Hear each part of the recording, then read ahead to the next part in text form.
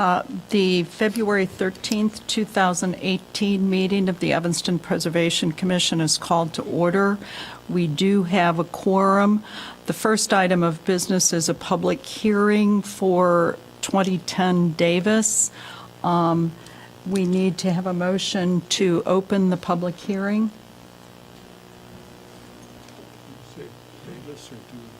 I'm sorry, it's 2010 Dewey Avenue. I move we open the public hearing on 2010 Dewey Avenue. Is there a second? Second. All in favor? Aye. Aye. Okay. The city staff has recommended a continuance of the public hearing to March 13th, 2018.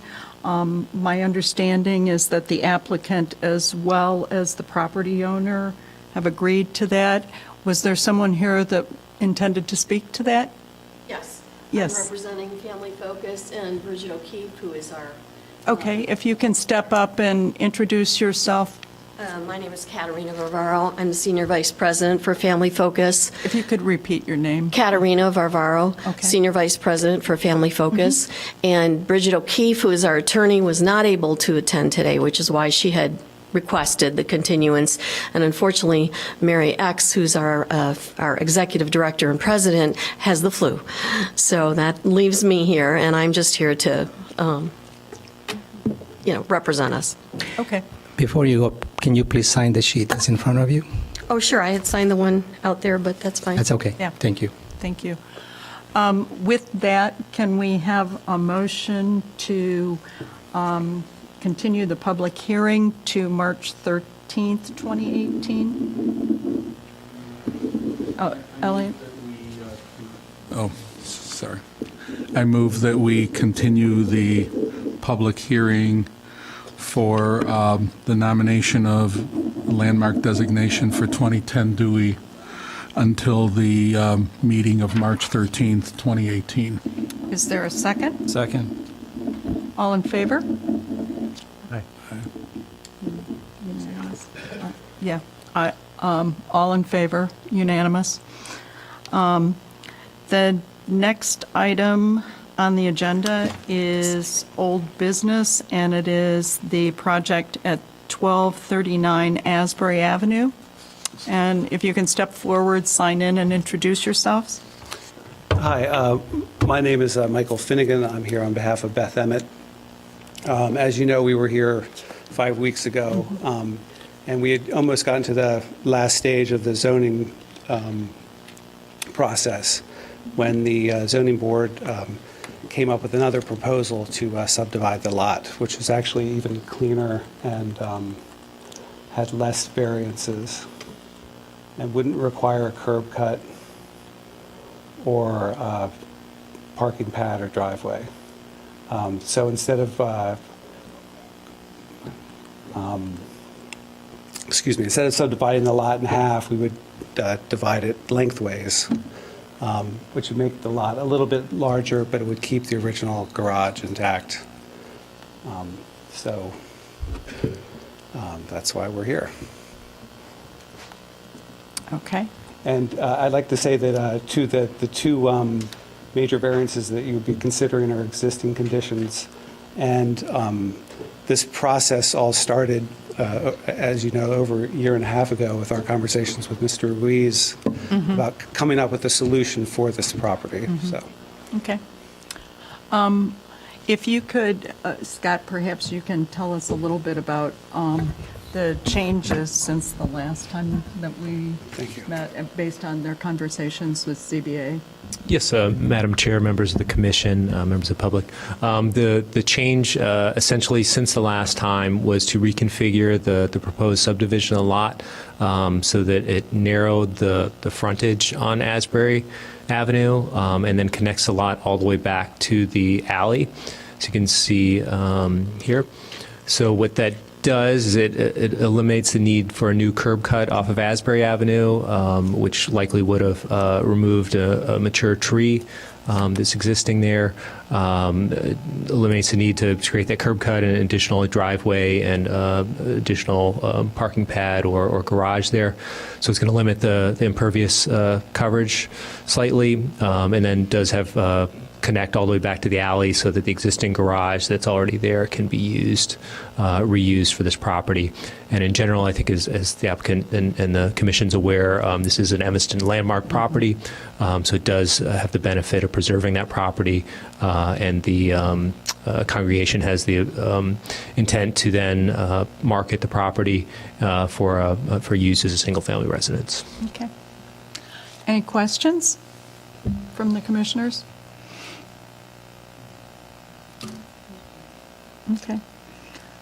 With that is the commission's review on this is advisory to the city council, and the major variances, though I assume that this will be somewhat cursory, but are advisory to the zoning board of appeals. So the applicable standards are the citation from the ordinance and then the zoning variance as noted on the agenda. So if we can get a motion to approve. I move we issue a favorable recommendation to the city council for the subdivision of the property as described. Okay. Second. All in favor? Aye. And for the zoning? And I move we provide a favorable recommendation to the zoning board of appeals for the major variations with the applicable standards from the ordinance of 28-12, B, paragraph 1, A through E, and B2, and 6 through 6-15-11-5, A, B, and C applying. Okay, is there a second? Second. Oh, Mark's got it. Mark? All in favor? Aye. And it was everyone in favor. Okay, thank you very much. Thanks for your time. Yep. Next is new business, and the first project is the one at 321 Lake Street.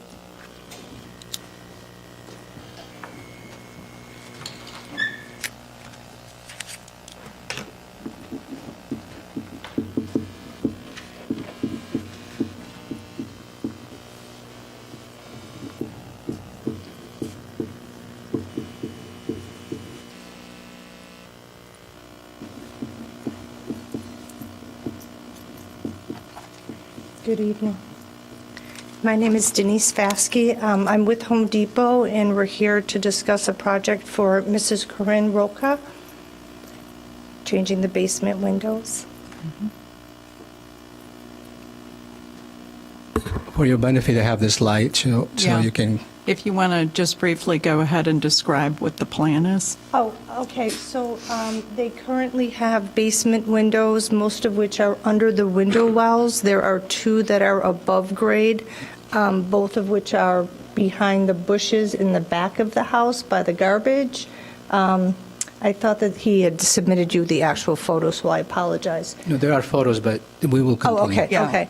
So at this time, they're looking to change those. They're the old steel grade windows that are currently in their house. And of course, we would keep the exterior black, as the exterior of those are black, although you can't really see them.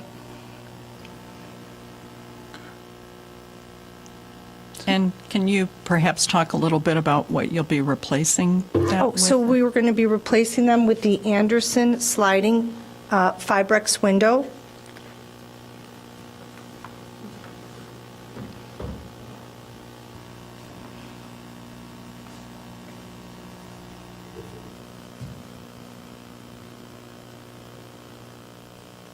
That's it?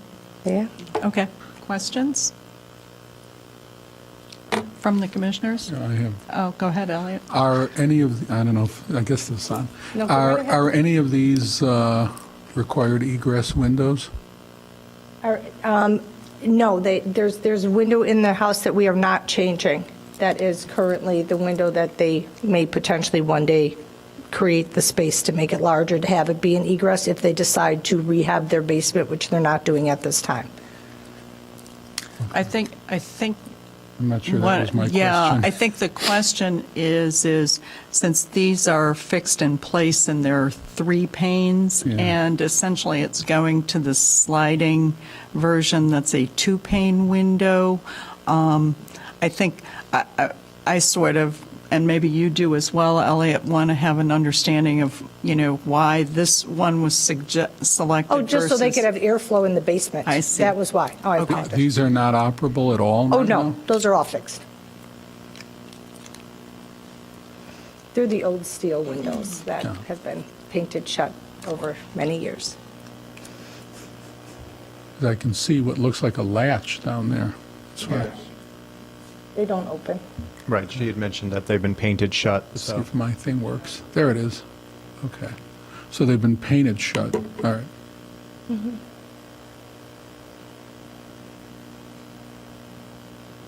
Other questions?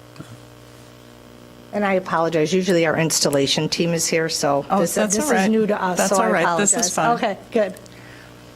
Any other questions? Do we want to entertain a motion for this? The applicable standards are alteration and demolition. Go ahead, Mark. I move that we approve a certificate of appropriateness for alteration by replacing 6 basement and 2 above-grade steel windows with Anderson Fibrex windows in accordance with applicable standards for alterations 1 through 10. Okay, is there a second? Ken? All in favor? Aye. Aye. No opposed? All in favor? And next is for demolition. I move that for 321 Lake, we approve demolition by removal of existing windows to be replaced in accordance with applicable standards for demolition 1 through 5. Is there a second? Second. Robert? All in favor? Aye. Aye. All in favor? Opposed? None? Okay. Well, Thank you very much for your, thank you so much. Have a good evening. Next is the project at 1023 Michigan.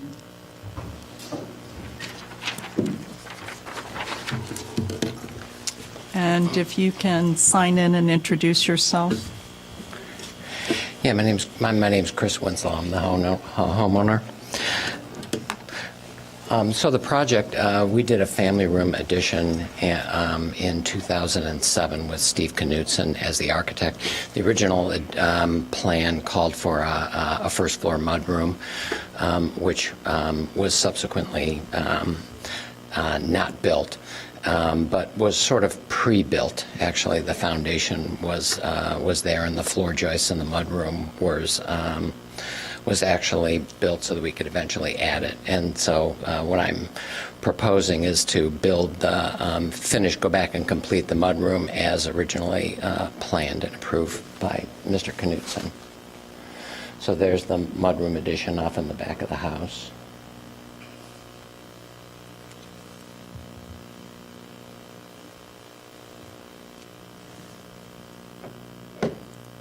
Okay, is that it? Okay. Yeah. Any- Go through the Those are drawings. photos. Yeah, there are photos. Yeah.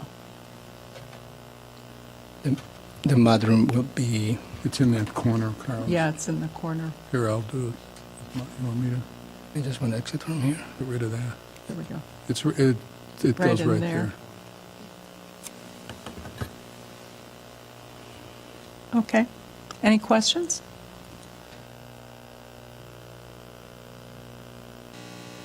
That's the zoning analysis.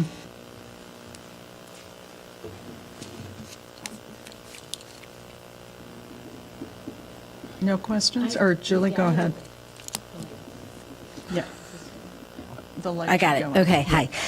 This is actually just a question, because I see these drawings are from, you had the permit from, this was from 2007, the drawing, so So initially, it was a little hard for me to figure out what it was because I see that you just didn't put the one piece on. Do you have, and this is just a question, do you have to resubmit for the permit, the whole set again? Because this is from 2007, or how does that Well, work? we have both sets of plans. So we have the original plan, full set of plans Yeah. with it, and then the second without it. Okay, So I'm so it was assuming- just a little hard to understand this initially because it was the whole set from 2007, but you didn't do one thing, which, When you said, sorry, Julie. Yeah. When you said first set of plans and the other, are you saying you have a separate set of plans just for the mudroom? No, we have two full sets of plans. So the original first set of plans was with the mudroom in place, and then we went and deleted it from the project. So there's a second set of plans that was without the mudroom built out, but showed that the foundation had been poured and is existing right now, and the floor joists of that addition were built in such a way that they could be easily braced and just cut. So there's actually two full sets of plans, one with the mudroom. And that second set of plans, that was what you used for permitting in 2007? That's was correct. That? Okay. I think Julie's question is, where is the set of plans for this, for what we're reviewing now? There isn't a separate set of plans. There's one without the mudroom From that way they back. used Okay. way back to get their permit, Right, and then but this that was permit still... lapsed. Yeah, but this is, they're using the same set of plans that shows the mudroom component. They would have to resubmit. yeah. Okay, I guess that's just for you to, for us, Okay. we're not reviewing that. That was just my question because I just assumed you'd have to show just what you're doing, not what you've already done. But that's between you and the permitting, so. Right, Okay. right. Other questions? If not, can we entertain a motion? And for this one specifically, the standards for construction and demolition apply? What? All right, I'll move. Okay. I move that we, I think it's approve, or is it issue a certificate? Either one. Issue a works. certificate of appropriateness for 1023 Michigan to construct the one-story mudroom at the south side of the existing rear addition. And that would be the applicable standards, under the applicable standards for constructions 1, 3, 7, 8, 10, and 12 through 15. Is there a second? Second. Robert, all in favor? Any opposed? Okay, And then I move yep, a demolition. second certificate for demolition, same project, standards for demolition 1 through 5. Is there a second? Mark? All in favor? Okay, unanimous, no opposed? Okay, thank Thank you you. very much. Next is the project at 1625 Judson.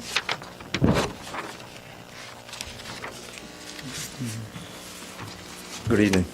Mark Shapiro from Arlex. Sergei Safonov, architect. Okay, and if you gentlemen could sign in.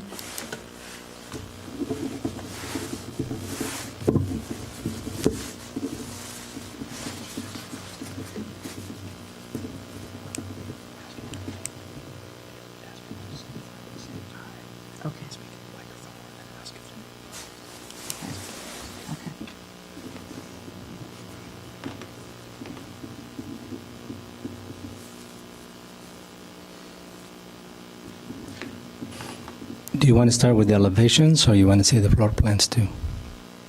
We can start with elevations, yes.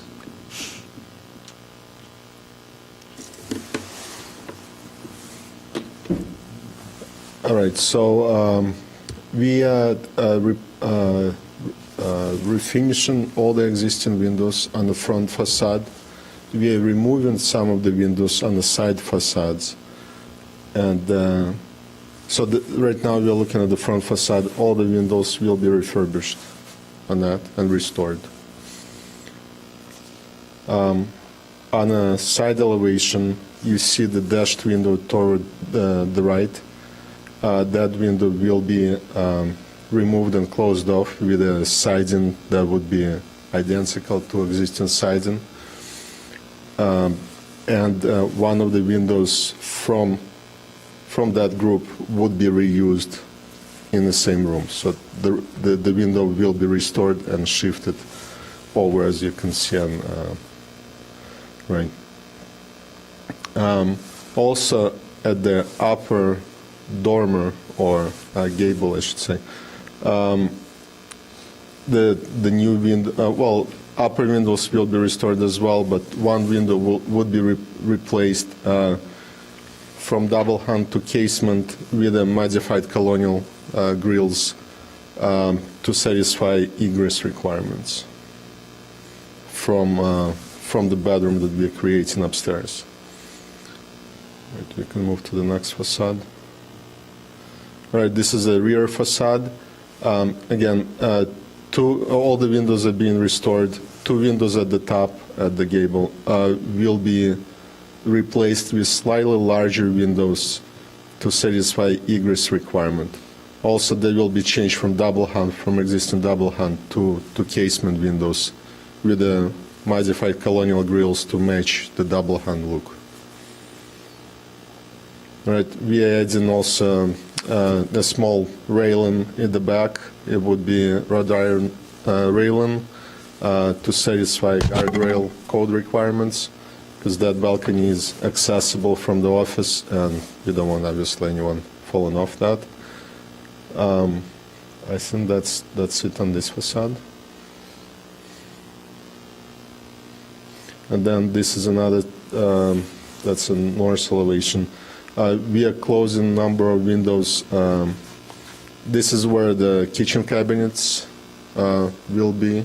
We are trying to open up a floor plan inside the house on the interior, and these windows will be removed to provide room for cabinets and the stove.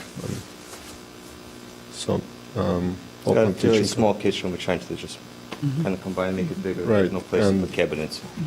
Yes, and another spot where we're closing some windows. At the master bathroom, we are creating a new layout for the master bathroom, so we are closing off a few windows over there, also on the side facade.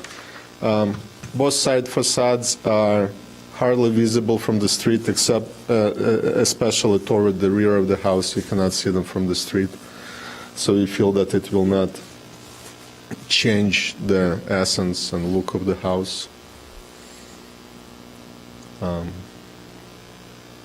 And I think that's about it. If you would like to look at the plans, why we are doing that, we can move to the plans.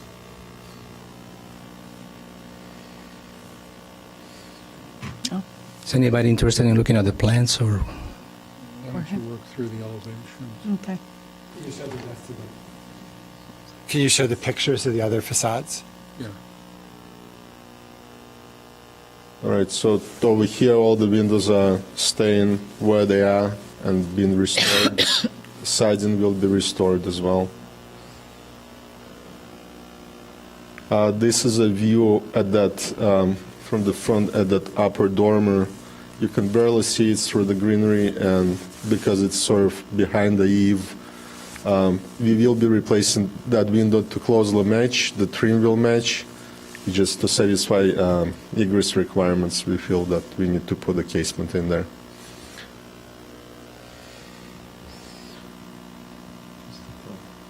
So front, then we got back to the same slide. All right, this is toward the back of the house. That's the side facade where we're closing up that group over the 3 windows and moving one slightly. So again, it's not visible from the street. It will be in character with the house. Right now, the windows are somewhat random to satisfy the interior requirements. I think we're not gonna ruin the look by reducing the number of the windows over there, because they don't really line up with the upstairs or anything like that. This is the back facade. All right, so you can see the spot where we're going to add some metal railing at the top. You can see also upper windows that you can barely see those. From that distance, I think they will look virtually identical to what they're right now. And these are the kitchen windows on the side elevation. So there are a lot of them in there. We're going to reduce the number slightly.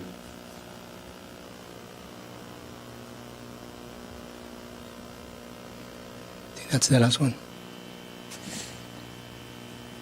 Thank you. Thank you. Any questions?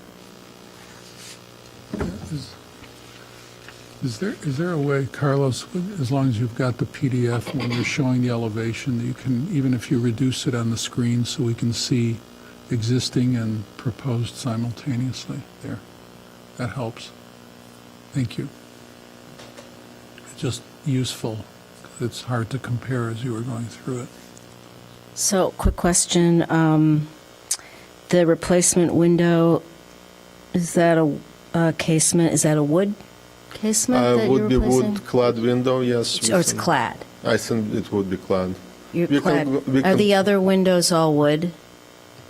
Yes, they are right now, but the trim will closely match, so you'll see very narrow frame, and then the trim will match the trims. Okay, so let me just ask this again. So all the windows that you're replacing, when you're saying, like on the front facade, the ones that you're replacing to match, so basically you're just restoring those, so they're still wood?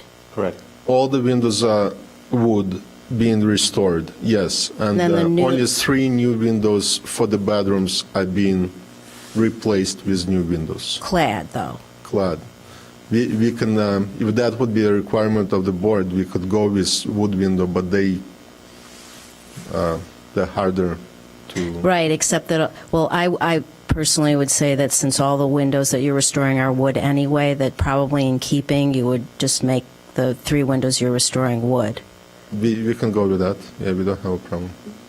They're the ones that are egress windows on the Right. first floor. They're very small, but that's fine. If that's a requirement, we're willing to do that. Can you describe those egress windows? I understand what they are in terms of being a casement to get the right size opening, but you're replicating A mullion to pattern, be 6/1 or 8/1 windows. yes, 6/1. So are these applied what kind of stops are you doing or muttons that make this work? I'm just trying to understand because we're not seeing any sample of it, so we don't really know what we're going to be seeing here. I could show you the series that we were looking at, if you're interested. I thought maybe there was that detail, Carlos. I don't know if Oh, that's... yeah, and we have the detail of the Keep going. windows. Is it an SDL window? No, I don't think it is. No. Thermopane? Is it a thermopane with a... It is. So the SDL is... That it isn't? Would be applied at both sides. And so it's probably an SDL. What- It could be the actual divider with aluminum in between, so that it So that- looks more real, Simulated divided light, so Simulated that divided, has the right. aluminum divider. but not removable, Right. It's going to be permanent. Okay. I guess the question is, if you're trying to at least make it look like what we're seeing here is the upper window, the existing, the replacement would need at least a larger mutton to At the- somehow simulate the the line horizontal of the sash. Those could be customized, so yeah, we can go with that as well. Okay. Because right now, it just looks like you've only done half the muttons. The number is the same. I understand that you're asking to have the horizontal The divider to be the slightly bottom wider. horizontal, to at least make it seem as if, Yes. thank you, Very Carlos. close. I Yeah. I agree with you. Yeah. Any additional questions? Are we, Ready to entertain a motion on this one, and Scott has recommended that when we do vote, that we use a voice vote saying aye or opposed, or nay if we're opposed. The standards that apply for this one are alteration and demolition, and then we have a couple of recommendations regarding the wood windows and the muntins. So, No, I do this. go for I it, make a Jill. motion that we approve a certificate of appropriateness for 1625 Judson.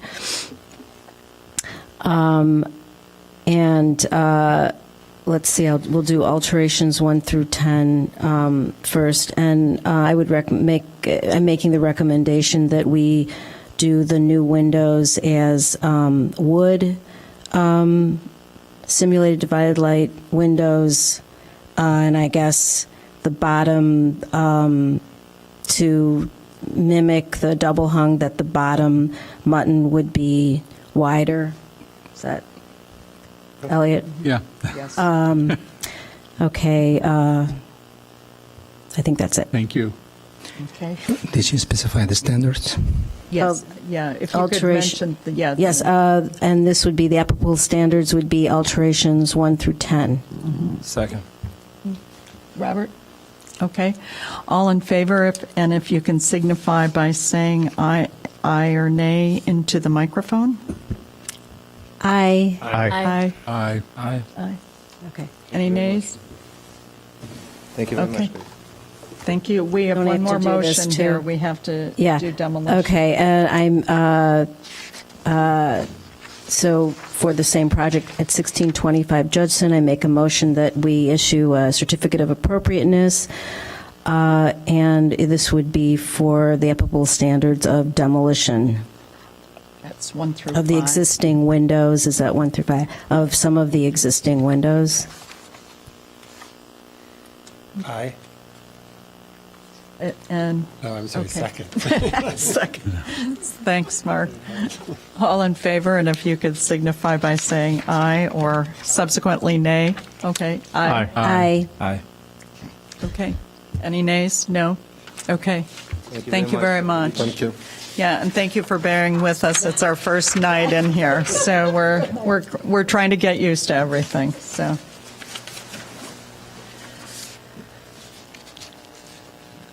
Okay, next is the project at 710 Forest Avenue.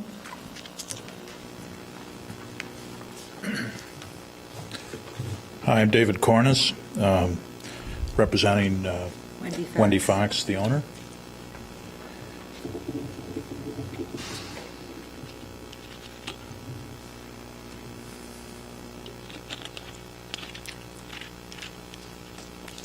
Is this the revised?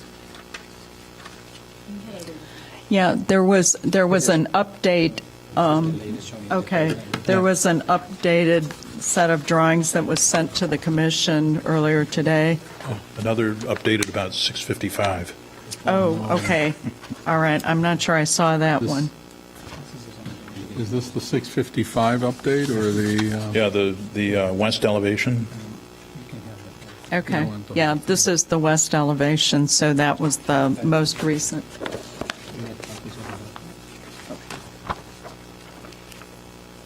And this, what's being circulated now, this is from earlier today, is that Right, correct? yes, that's right. Okay. That's the only one I've seen. So to clarify, Mr. Cornish has now a full set of all the drawings. What I sent to you earlier was with additional elevations, except for the one on the west that now has a full set of elevation for that one.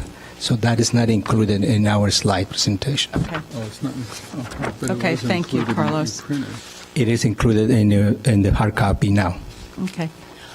If you want to go ahead and present the project, Mr. Cornish? Well, essentially, we're going to remove the existing deck, which is a hazard at the moment, and we're going to replace it with a new deck that'll create an opportunity for better visibility from the house out to the backyard. They've got a nicely landscaped backyard. And as such, we're going to remove there's a prefab fireplace and a bookcases on that, you're right where you're pointing. Remove that and replace that elevation with some French doors for a view out to the yard and to access the deck. And then in that same room, which is all, Want to go back? let's see, Mr. Cornish, you can use this one here. I think I'm going to mess this up.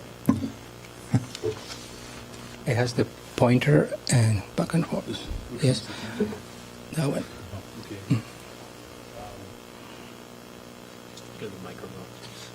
Yeah, if you could, yes, thank you. So this whole area that's all a new addition from, I'm guessing, the 70s, maybe late 70s. And could you advance to the south elevation, please? So the concept is to replace these 4 casement windows. They're wood casement windows with 2 sets of larger casements that'll be 6 inches off the floor. So that whole room is going to open up to the exterior more than what it is. So the existing deck is 2x2 balusters and some type of stucco newel post. I'm proposing 6x6 posts and a cable railing system. And the deck is a 2-level deck because there's a hot tub in the backyard.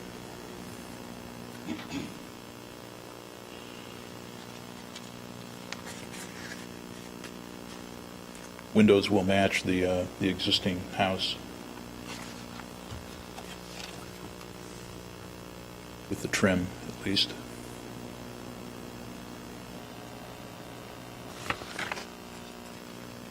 I believe also you have a detail of the railing with the cables on that. That's what he's got there. Yes, yes. Yeah, it's all, concealed, swedged fittings and aircraft cable. Just a nice, clean look.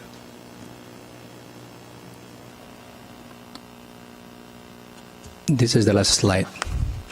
Right, you don't have the rear elevation, but you've got a copy of that, apparently, hopefully.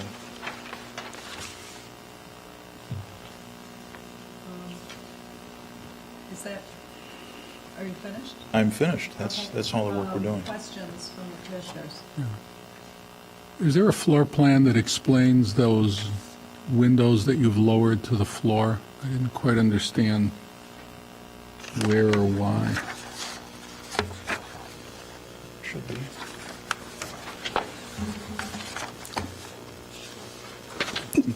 We don't have a floor plans, it's just Plans at all. we have the footprint of the building and the deck.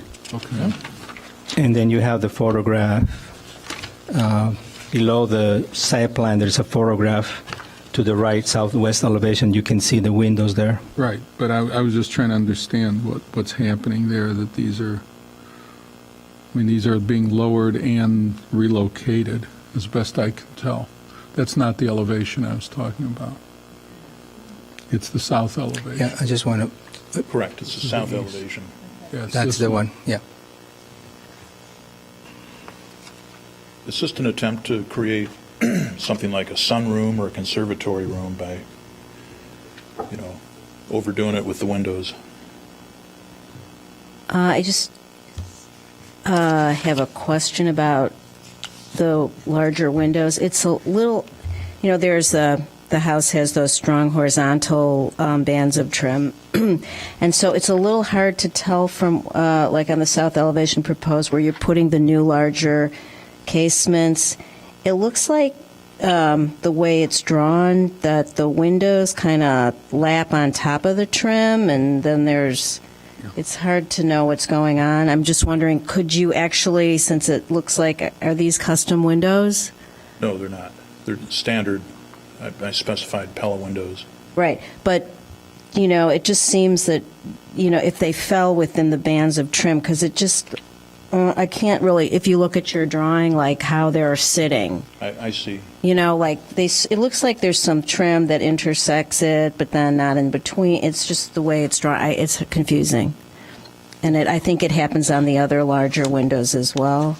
On the south elevation, the ones you're replacing, so I'm just trying to figure out what, it seems like they should be Is to be on top of that. on top of That it. string course, yes. Okay, that was so Whether that's, it's drawn that way on this drawing or not, It looks like you're coming okay. down beyond. So it. it's going to be above the string course? yes. Okay. Yeah. That's my question.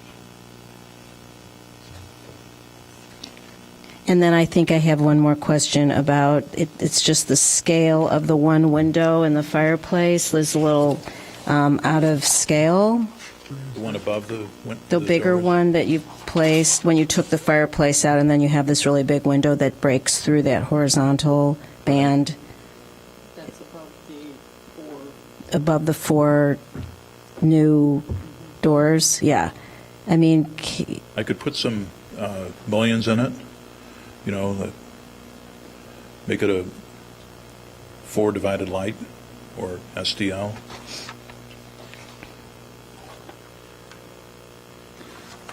My question specific to that was just the way that the lines are associated with it. I just, to me, it almost seems like a smaller window would be in order, but The just to design- make sure that, the way that the courses are, the lines are there, it just seems that that would work necessarily better in that particular space. I have a question to that. All of these on the first floor are shown without mullions, as best I can see. The notes on this drawing that I'm looking at describes the I guess they're the Pella doors or framed, whatever, they're new wood framed This windows. elevation, these are doors. As if, but there's also a note here on A3 for the south elevation, and I don't know what I'm looking at anymore here, about Pella 3573's mulled windows. Have those been replaced? No, those are, Those are new, but those... are casements. But where, are they shown with mullions? Can we see that elevation? It's not. There you go. Well, yeah, it shows up on a different elevation in a different way. They're actually shown, see that those, for a while, those looked as if they're hopper windows, the way they're represented, but in fact, that's a pair of casements. correct. Right, and that's something that I caught my eye as well, is that there's no other windows with that type Right. of division on the house. And it seems very odd to introduce kind of dividing it into thirds just for these two windows in one room on one wall. When nothing else, the original house has the double hung where it's 4/1, and all the new, in the back wing, they're all just single large open sashes. I think it's a mistake to introduce yet a third That would be no variation. problem. There's also no alignment, and you can see it on that elevation. Those, that division into thirds doesn't in any way align. I mean, Julie asked about what happened at the bottom of the window. But even if we somehow you'd have to make it smaller if it's going to be above it, and I'm not quite sure if you're using a standard size. But then your two horizontals that subdivided into thirds don't seem to align with anything either. So it's a combination of not having the mullions, which I think Ken is referencing, and a completely different window.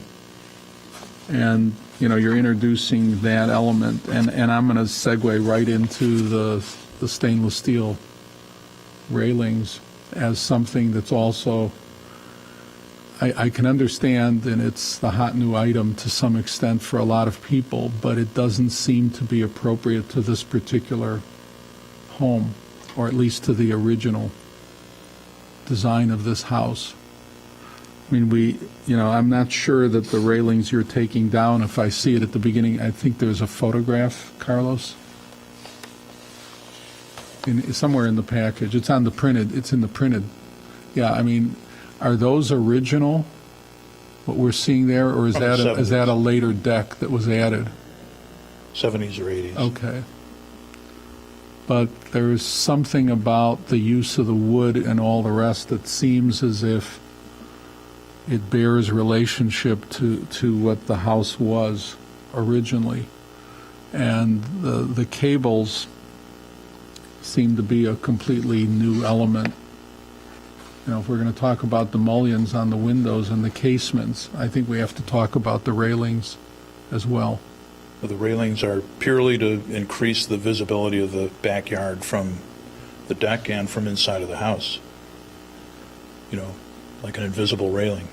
No, I mean, I understand why, but I think it's also, we're not in we're in a situation where you have this house that has a certain character, and that seems to be introducing something that's completely different than the character of the house, or what the house started out as.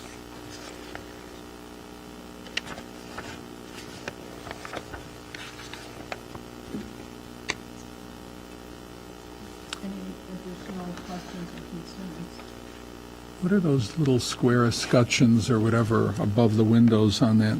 Are those new or are those existing? Those are existing. Okay. What are those? Some type of decoration, Okay. postmodern decoration. Okay. Any particular thoughts about this one? Any final questions?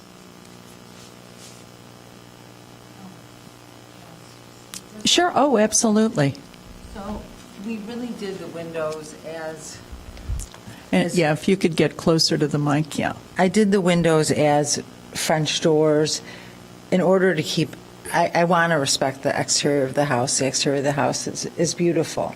And we did the windows as French doors to keep in line with it. I didn't want to do like a big open, like black, white, black, where it's all windows. I wanted to keep it so that it kept in line with the house. And that's why I also did the side as it was. I felt like it kept in line with the house more so. I understand what you're saying, definitely about the lines on the window.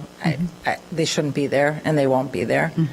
And I understand also, like, it doesn't make sense that we would have mullions, or if that's what they're called, in the windows. They should not be there. And I also understand what you're saying about the window above. I mean, I like having the excess light for inside on the other elevation going back. Sorry. I also understand what you're saying, that you feel like it keeps off, like you want to keep the lines of the house, and I can understand both those things. But as far as having the metal railing, I don't think that it detracts from the exterior of the house. I feel that it opens up the exterior of the house. Really, if you look at what the wood railings look like right now, that's really more of a detraction from the house, because they're falling apart, the stairs are half down, and the metal will be lighter looking so that you can see the house as we want it to be seen. My fear with doing all wood is that it's just going to look like a big wood thing, and that's not what I wanted at all. I want it to look light. I want it to look nice from the back. And we have a nice open yard, and I mean we have a beautifully landscaped yard. And I feel like the wood is going to make the back look not better or more aligned, but heavier and bigger and more, but heavier. Okay, thank you. Any final questions or thoughts? Yeah, I think your windows are going to get smaller than you think, those tall casements, for one, and I'm going to ask that of David. I think you can't get them that close to the floor. I think you're required to get them much higher off the floor, so they are going to shrink. And I don't know whether you're No, still they're- using a stock size. They're 8 inches actually off of the floor. Pardon me? They're 8 inches Well, you off of the said floor. 6, I think, Well, originally. they're 6-foot windows and the head is at 6'8", so. I think there's a issue about where they have to be to the floor, which I think is going to start shrinking it and get closer to what that's- Julie was pushing for. I don't want to get into that. Yeah, that's. I'm trying to avoid that. Yeah. I think the thing that I'm looking at when I look at that railing is that if you look at the old one and it had these fairly large, I guess, stucco posts, they seem a lot more appropriate to that kind of home. I mean, we see a lot of these where we have porches with some fairly large element at the corners, where stairs begin, where stairs end, where railings occur.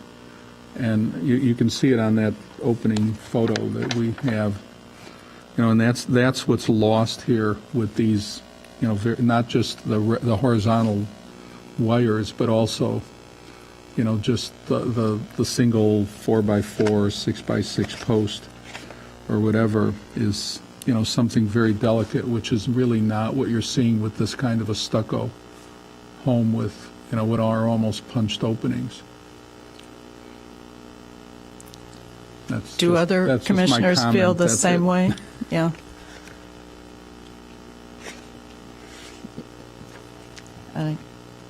I know, I do, I think you can transform the railing, but I do think that those, the stucco posts actually ground it. Yeah. And so I'm just wondering if there's some synthesis you can make so you don't have these little wood posts with because it is part of, it's sort of like a wall that's pierced, you know, with the whatever the wood railing is infill. But, so I would agree with Elliot on that those seem to be features that it would be a shame to lose. Well, I could do that. But for me, I think that you could try and kind of transform what the railing is in between.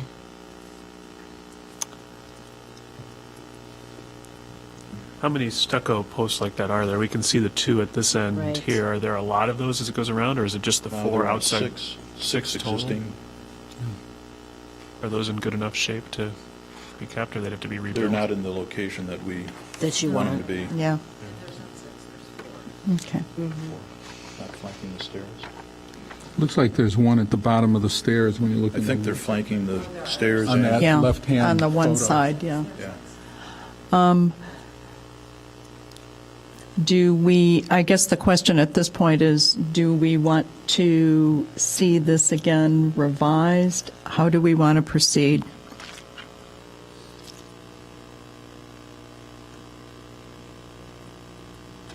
I mean, I'm less concerned about the deck, I think, than Julie and Elliot are. The windows, I think we can describe what the goal is and Okay. not need to see it again. Okay.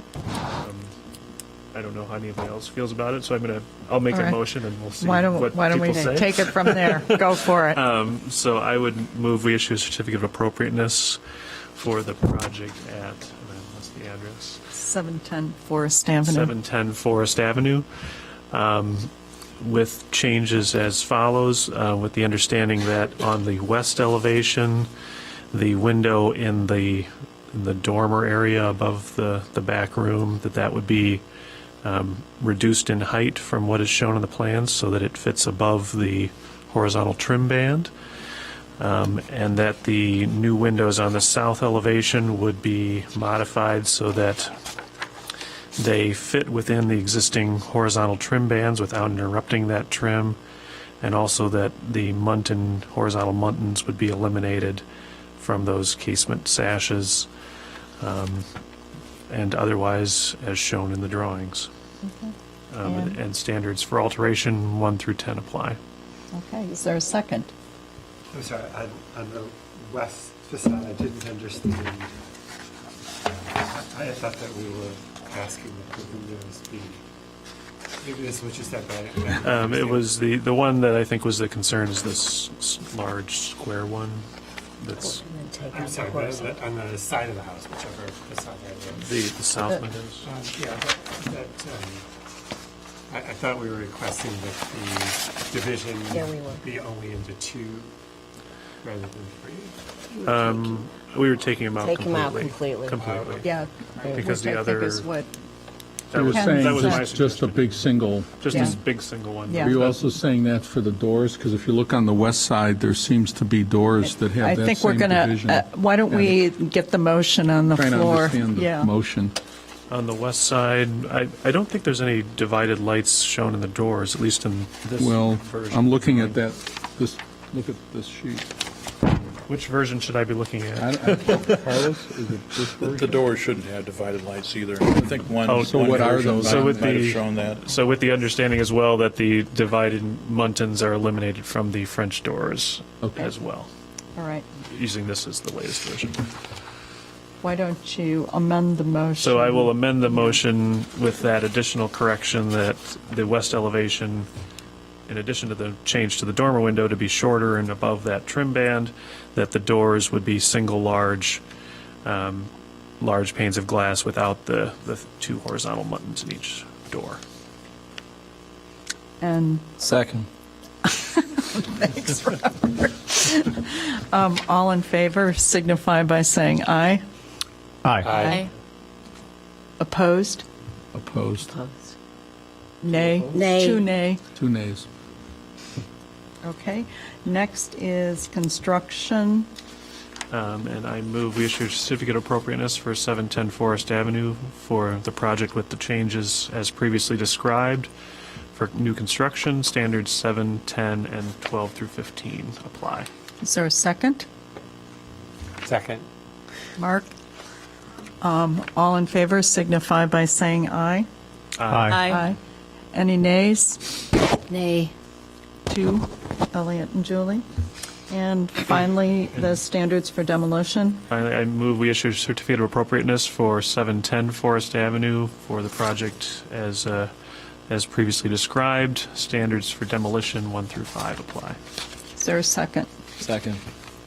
Robert? Okay. All in favor signify by saying aye. Aye. Aye. Opposed? Nay. Nay. Yeah, Julie and Elliot. Okay, Thank you very much. thank you.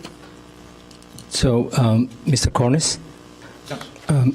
So your permit drawings should reflect what the commission approved. Okay, so you let me know when you're ready. Okay, thank you very much. Next is 117 Kedzie.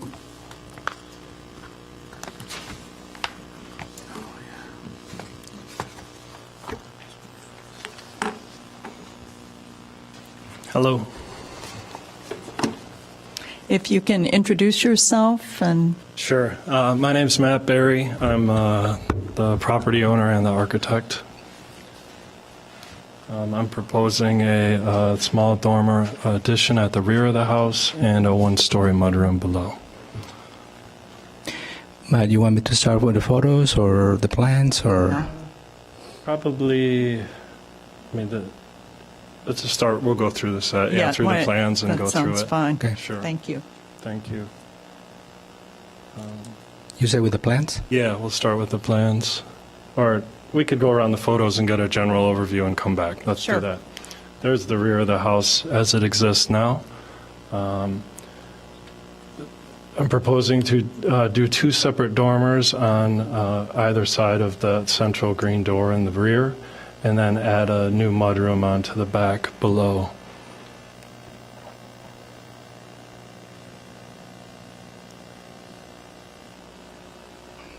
They're not together, right? They're in separate slides. Yeah, sorry, yeah. So this is the proposed. And that's the existing. It's a lot of roof. Go to the side elevation before we just had it. You want to go The to, existing, you want to go to the yeah. Why don't we just go through them one by Okay, one? Sure. So let's start with this one here. Yes. So there is currently a dormer at the front, the street-facing side of the house, and that's what you're seeing beyond the chimney there. I tried to match the roof slope and keep it in scale and dimension with what's there on the rear side of the house.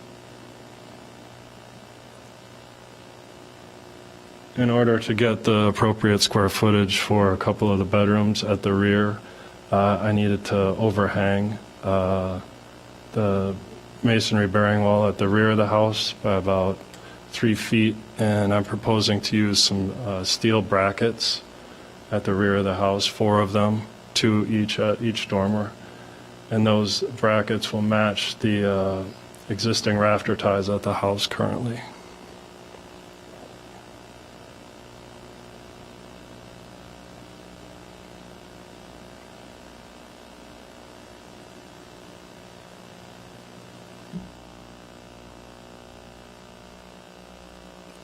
You have a mudroom addition too? Correct. Yeah. Yeah, the first floor, it's just a small mudroom addition. I'm working with the window above, which happens to be at the landing of a switchback stair that goes up to the second floor. So trying to maintain that window at the landing and do just a small room below. Currently we just walk into the stairway, so it's a pretty bad situation with 2 kids.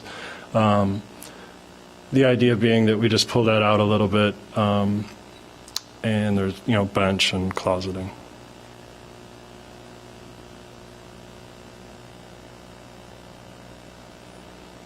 I also think it helps to balance the 2 dormers to have sort of a central point.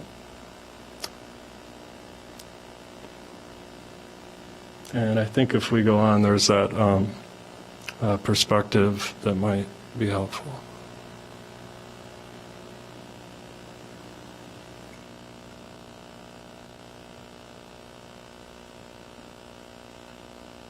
Okay. Is that it? All right. Questions from the commissioners? I'm sorry, could you go back and show, it looks from the drawings like the materials on the dormer in the back is going to match what's on the front. I was having a hard time following the... That's correct. Maybe the pictures versus the drawings look so different? Okay. Yeah, currently it's asphalt shingles on the side of that existing dormer. The plan is to take those off. Obviously, they're not original, and replace it with a cement shingle that will be, color matched to the new asphalt shingle at the roof. So the color of the roof and the dormer walls will be, as similar as they can be.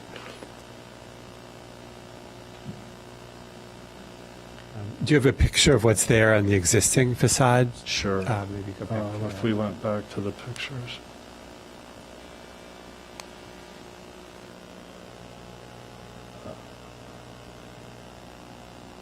And then the next, I think one more forward. Yeah, right there. It's hard to see, but there's, it's shingles. It's just they turn the shingles up the sides. And I'm not touching that at all. Nothing will change in the front except for that little bit of cladding that's there.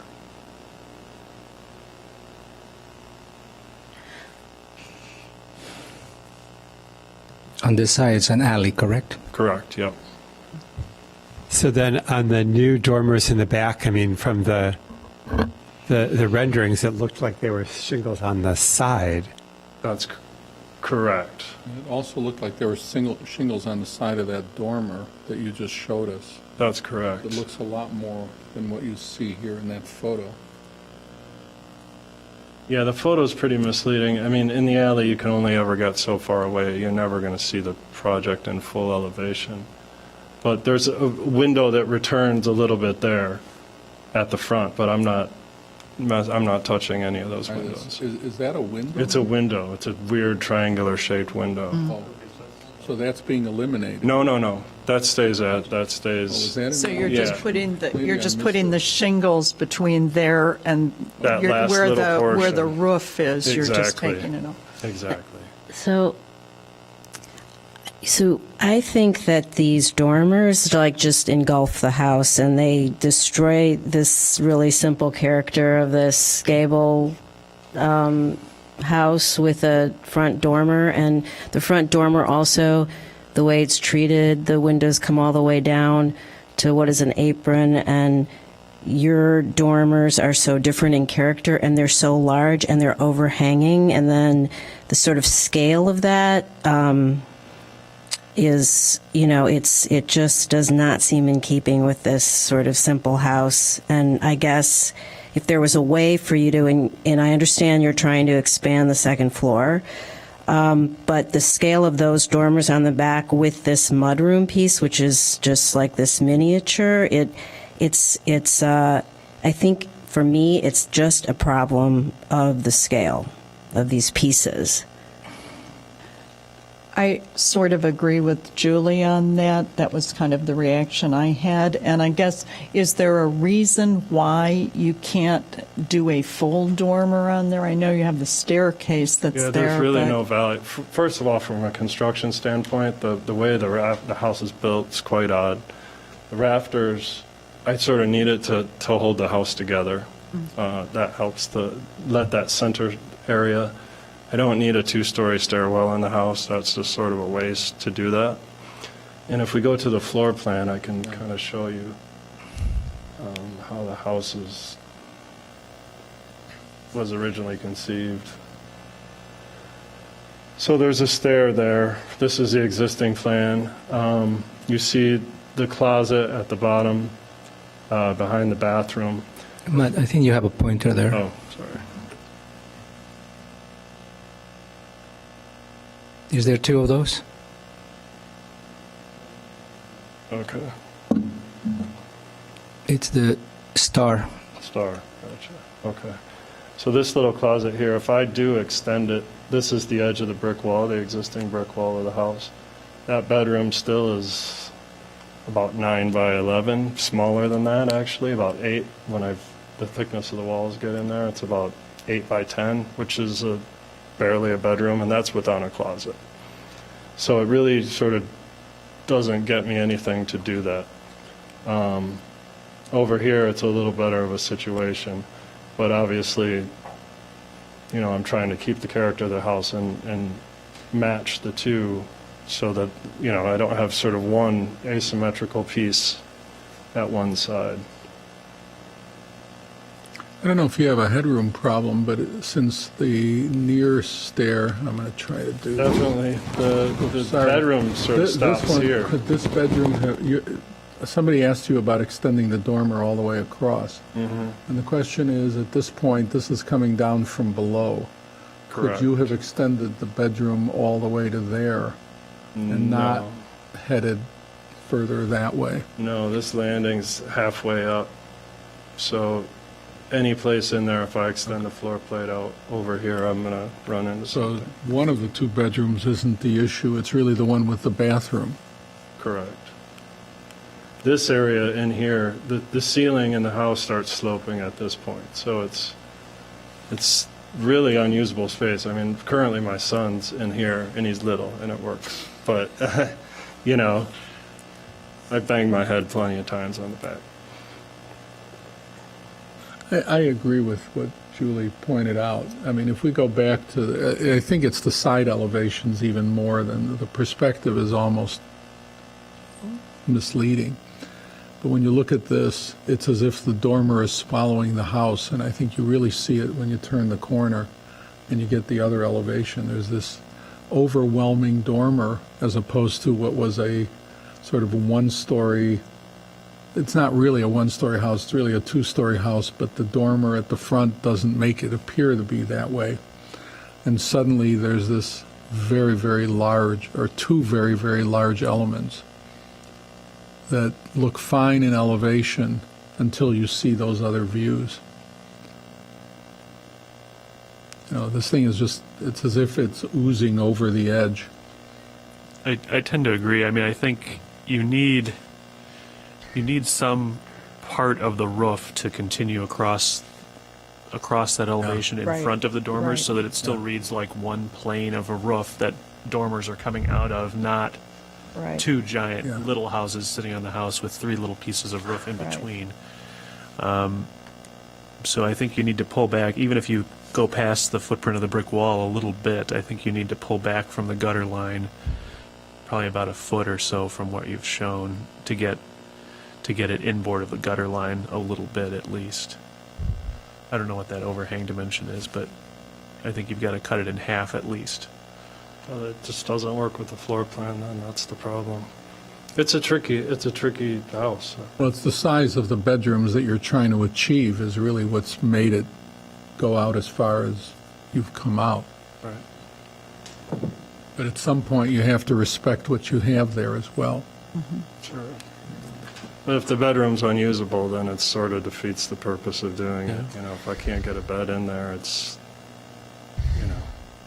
Can we go to the plan? I mean, your proposed plan, is Sure. it really that tight? It's that tight, yeah.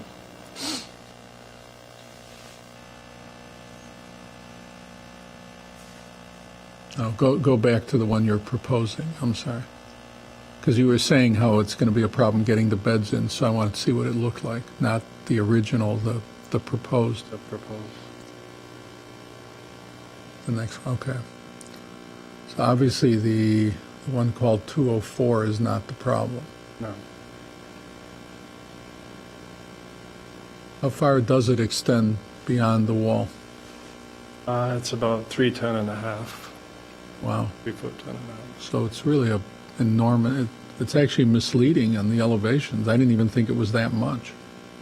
I find it to be consistent with a lot of homes in Evanston that do have overhanging rooms off the back of the house that are cantilevered out.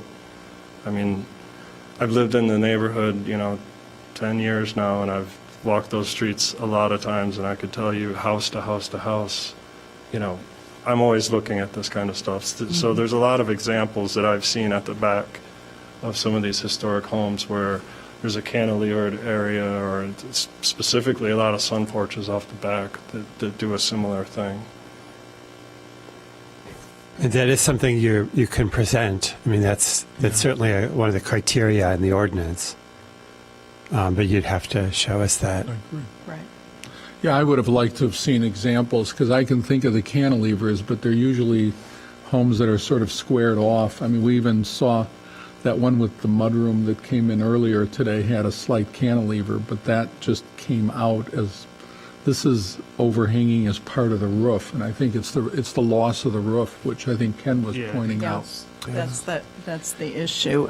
Are there, I mean, By the it nature. fits with the bungalow character That's of exactly the house. right. Having that, That's exactly that right. broad overhanging roof line is really one of the key defining features of the house. I guess in listening to everyone, is this something that we want to look at again? Do we want to entertain a motion? How do we want to proceed on this one?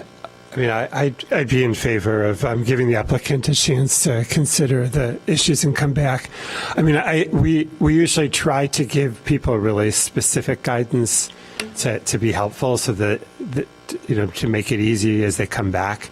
And everybody, you've heard people have ideas, but I think this one is really challenging, and I think it's probably a bad idea, given that, for us to just tell you what to do. I mean, I think probably most of us are uncomfortable with where you are. Sure. I mean, we're sympathetic to the desire to have more room, but it's just, I mean, I think I think from my bothering us. from my perspective is, is there another way to look at the problem? We recognize what you're trying to do and what you're trying to accomplish, but I think that this is, as Mark said and as other folks had said, this is one that I would like to see again, because I just don't feel comfortable with where it is right now. And I think I'm echoing what everybody else has said as well. So, would you be willing to come back next month? Are you available? I would. To be quite honest, I've been through a lot of different schemes. Mm-hmm. Initially, we started out, and Scott's seen this scheme before, and it's a tricky spot. So I either utilize these two areas in the dormer, or I extend and just blow the back part of the house out, which I'm trying not to do, because obviously we run into a lot of issues with lot coverage, pervious surface, everything else. So I'm trying to keep it you know, as tight to the house as I can, and there's really not a lot of options left. You know, I need that square footage size to put a bed in, I need a closet. Right. I need these sort of basic functions. So if I can't get that extra square footage, you know, then there's just you Yeah. know, no project and I sell the think- house. Oh, which go I don't ahead, want. Julie. I just want to, so have you looked at, I don't know the zoning on this, but if you did just extend the back of the house, because I think it's not just those dormers, but it's also the relationship to that little mudroom, and, you know, it's just not coming together, so do you then have I'm just asking this, do you then have a problem with your zoning? Yeah, I do. And then the project turns from a financial point, it goes from a $150,000 project Right, to, so- it's $400,000-$500,000 Yeah, well- project. And I'm really not looking to sort of Okay. upset the backyard. And I think that what we'd like to do is, and if anyone else has something different to say, is to give you the opportunity to rethink this and come back next month. We can table this and take a look at it then, see if something else comes up. I appreciate the offer. I would really like some direction because I have been working on it over time, and like I said, I've been through a lot of it. You know, I live in the house every day. So Yeah, right. I know every square Right. inch of the house. I've had the opportunity to live there for 10 years and think about what's the least intrusive thing I can do and still make it work for, my family. Well, one of the things that was indicated, and I think it was that Mark indicated, you said that you thought that there was precedent, if I can use that term, Sure. for this type of a configuration, and it seems as if none of us are aware of those examples, and a lot of it would really help. A combination of seeing those, if for no other reason to say that, there is some way of dealing with this issue if that's what they were doing at that time. And that would help a lot, and then maybe that, Yeah. I don't know that we have to see all your previous versions to make the argument this is, Right. this is the best solution. But I think in examining, those other options that are out there or other examples that you were talking about, there may be some potential solutions there that none of us or you have thought about. So I think that, based on what everybody's saying at this point, I think we'd like to table this and have you come back next month and we'll take a look at it again. Okay. Okay. If we can have a motion to table this project to next month, which is March 13th, the meeting then? I move that we table the proposal for 117 Kedzie Street until next month, March 13th. Second. Second, Robert. All in favor signify by saying aye. Aye. Aye. Any opposed? Okay, thank you very much. Thank you. Next is 1224 Dempster Street.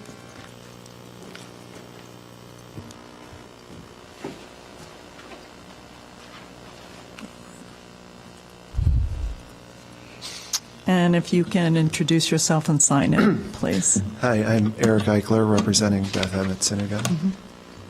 I'm sorry, can you repeat your name again? Eric Eichler. Eric, where would you like me to start with the slides? The first page is really pretty descriptive of what we're doing.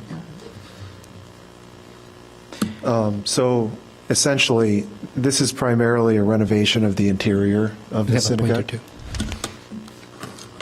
Is the silver one, I believe. And there you go. Okay. So the majority of this project is, excuse me, I'm not very experienced with microphones, is inside. We're renovating the sanctuary and the crown room, which is an event space in there, and as well as the lobby. And in doing so, we want to make a couple of changes to the exterior of the property. These are the existing doors that this area, you're seeing the new plan. In the old plan, it's maybe if you could go to the pictures, Carlos, and come back. There's an existing stair and ramp on the north elevation, but the ramp is not even close to being accessible. Also, the concrete, for some reason outside of the doors, is pitched toward the doors, so when it rains, the water runs inside, and the doors are really just being held together by a couple of stainless steel plates they've added. So we're proposing to replace these doors in kind, and then to demolish the concrete and the ramp and the stair and install them in a configuration that is accessible and also is a aesthetic improvement to the property. Maybe if you could go to the next page. So if you go to the next view, the new ramp we're proposing is over here. Oh, sorry. There should be another.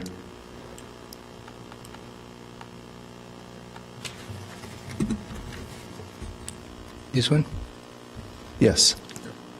So this ramp is fully accessible, and in redoing the ramp, it gives us the opportunity to put in some seat walls instead of just adding railings, and to continue the landscaping consistent with what was installed recently. The other work we're proposing is on the east elevation. So these are, sorry, if you could go back one. These are the existing doors that are severely water damaged, and we're going to just fabricate new doors and attempt to reuse the existing hollow metal frame and repair it and install doors that look just like these. These plates were not original. They were just installed because the wood was starting to deteriorate.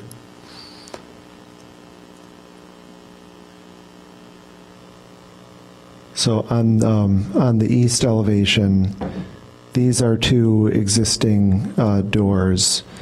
They are used to provide an exit from both the sanctuary and the event space that I mentioned. There's no, during their high holidays, every exit to the spaces are used, and there's a number of older congregants. And there's no accessible egress from the east side of the facility. So we are proposing to add a ramp from this door and create a new platform that connects the two doors, and then the ramp continues over to an existing sidewalk on that side of the property.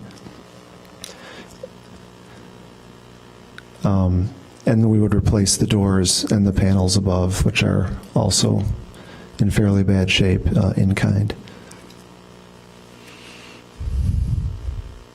This planter in our proposal is not there any longer. There's also an additional proposal we have on the east side, which is not in this view. You want me to go forward or?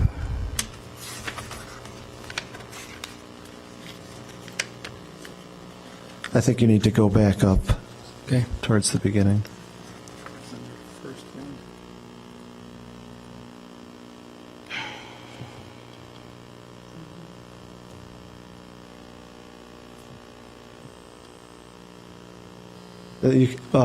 Page 7 is descriptive.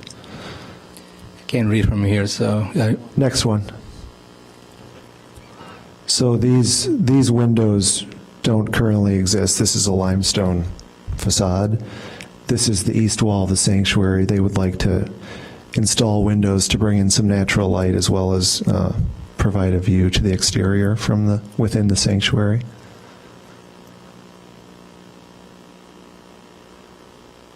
You want me to go? And you can see this is the ramp then that would take you off of this exit platform down to the south edge where there's an existing sidewalk that is accessible.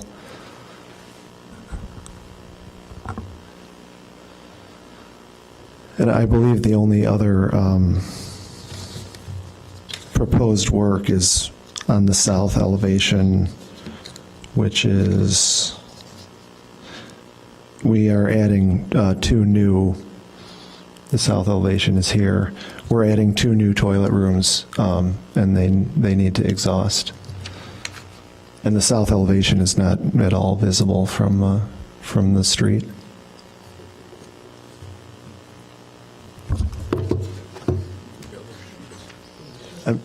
There was some elevation, I thought, that showed it.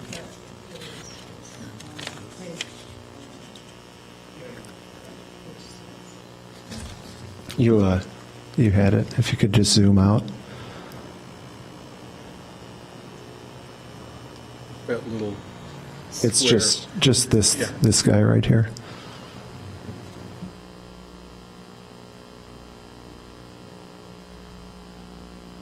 That's the extent. Yeah.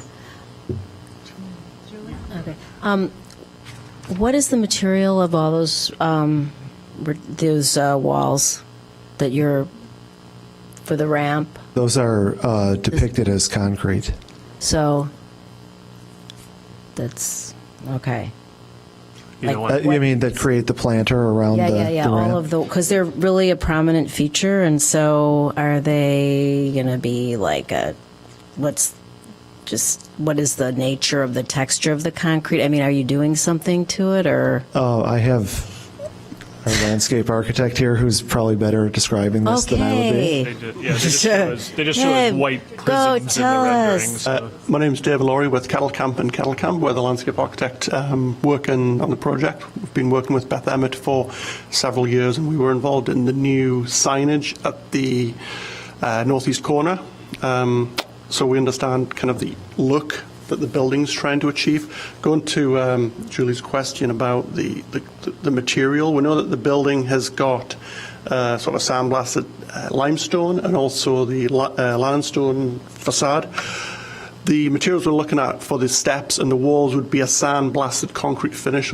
So it's not just a formed concrete with a trowel finish. We want to make it look like stone. It'd be lovely to do it as big pieces of stone, but again, looking at the budget, we want to try and get a material that is in keeping with other elements on the existing building. So we're looking at something that's quite monolithic that goes with the 50s architecture of the original synagogue. Carlos, can you go to the image? I think it's going forward. The proposed look of the ramp. Yeah. And as you can see, the roof line of the building has got all these angles, so we're taking some of that, the angles of the building on plan, as well as some of the sort of the bold shapes like the chimney, and bringing that out to the street. So we're like trying to get the geometry of the architecture out into the landscape, as well as being quite welcoming as a space. Before it was quite constricted. So it's here we're trying to draw the ramp out towards the sidewalk, and we're using the topography of Dempster here so that the ramp doesn't have to zigzag back and forward or be extra long. We're taking up the hill and using the sidewalk elevations to kind of make the ramp as short as we can, but it still makes the ramp welcoming, as it's not sort of an entry that's off the back. So making the walls quite a strong feature, and then the planting itself would be this bold texture of the ornamental grasses that we've planted successfully on the corner now, continuing that down so that we're maintaining just a strong swathe of landscape that the walls kind of act as a sort of a backdrop to. So we would have the grasses taking somewhat of the mass of the walls up, and we just have the sort of the tops of them peeking out. And the walls offer a chance for sort of seating as well. So it's not just being a physical wall, but it's multi-use as well for the congregants coming out. I would ask by the Beth Emmett to create a space that was welcoming, where people can sit, gather before coming in or coming out of their weekend temple. Is there any stone being salvaged from what you're tearing out? I didn't remember what those walls are. There's some limestone. We would like to... There isn't any Lannon or any of... There's a little bit, but not enough to reuse here. Okay. But what we'd like to do is if we have it, we would salvage it and keep it stored on site for any future developments where we do want to use sort of accent pieces in some sections. Another item is Carlos, if you go to one of the existing pictures, I think it'll be before this, before this. Beginning. Another one there. There's existing railings here, which have got really nice architectural feature. They're not just handrails with a post. They've got some nice mounting details. We'd like to salvage these as much as possible or replicate them for the stairway handrails and the ramp handrails. They've got a nice sort of mid-century quality to them that seems to go with the building. It's the one endearing feature of the existing conditions that we like. Yeah, I have. Let's go back to the east side, your new windows. When I saw that, I understood the idea. I've been in the space, so I can understand the idea. I couldn't tell exactly what's going on in plan. You're adding some funny little room in the corner that's unlabeled, so I don't know what that is. But and it avoids that. But those windows are really very different than the character of the other windows on the sanctuary. I'm not talking about the school addition, which is on the west, which clearly has rectangular windows. You can see it on those other elevations. But all of these other windows either came all the way up to the underside of the roof, or in some way, let's say respected the roof lines. And these seem to be punched openings from something else. Mm-hmm. And I'm just curious about, that decision. I think it's good of you to have noticed that. When they were originally conceived, they weren't exactly in the locations they are now, but as the development of the interior continued, they kind of ended up needing to be in this spot, but they're actually something that there's a bit of controversy within the congregation about, and would be willing to. Can we go to the elevation, because this one's almost not the one that makes my point, I guess, if I'm making a point at all here. Your point, I think, is. Okay, here we are. Okay, this is what I'm trying to say. I look at the windows to the left of there, and you can see it on other windows on this building. And all of them end up somewhere under a sloped roof and die into the bottom of the sloped roof. And these just look like they just were dropped on this building. And I'm really bothered by this. I couldn't even tell if they lined up at the bottom, and I suspect they do. They do. All right. We didn't extend them to the roof line because the ceiling inside the sanctuary, we're bringing the edge of it down like a folded plane a little bit, and it would be extending above the ceiling at that point. But they're also, their scale is somewhat dictated by concerns over the CMU wall that we would have to cut them into, and not being certain of what size openings. I think that if we'd be willing to probably do without these windows if everything else was acceptable. So would I. I thought the windows were fine. I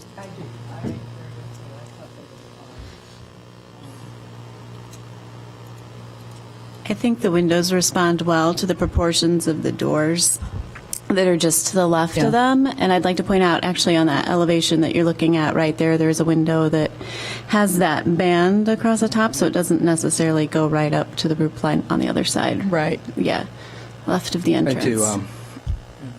To move this so I can show you, I think this is oops, I'm losing everything. Sorry. Yeah. There are windows to the right. I'm sorry, I need to. Somewhere here, there are very narrow windows. You cannot see it in this drawing, but there are those windows there. I'm sorry that there's not a good photograph to show you that, but there was one. Let me see. One of the existing, if you go back. This one here, no? There was one of those smaller ones, I think, showed it. Yeah. But there is a precedent of those smaller windows on the building.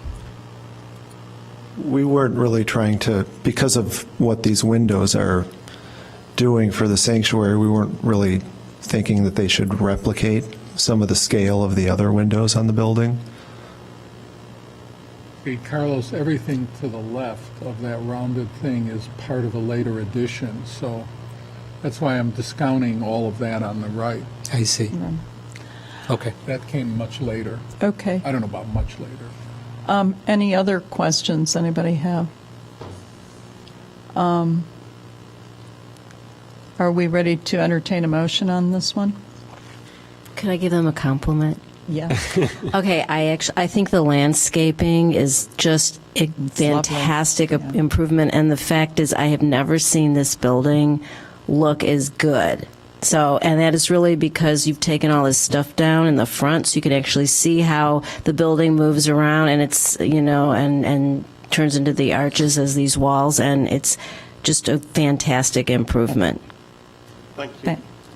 It's really, the landscaping and redoing that entrance is really good. Okay, thanks. Can we entertain a motion here? Okay, I'll shorten it. Yeah.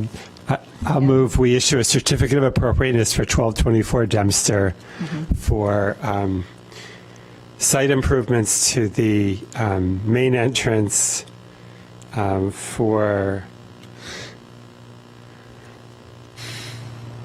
well, I'm not sure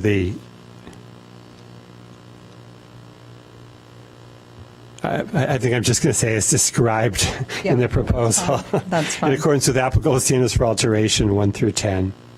Is there a second? Ken? All in favor, if you can signify by saying aye. Aye. Aye. Any opposed? Any nays? Okay. And then next we have construction. I move we issue a certificate of appropriateness for construction for 1224 Dempster for construction of the improvements described in accordance with construction standards 1 through 7 and 9 through 16. Is there a second? Ken? All in favor signify by saying aye. Aye. Aye. Any opposed? No. Okay. And finally, demolition. I move that we issue a certificate of appropriateness for demolition for 1224 Dempster for the improvements that are being replaced in accordance with applicable standards for demolition 1 through 5. Is there a second? Ken? All in favor signify by saying aye. Aye. Any opposed? Any nays? Nope.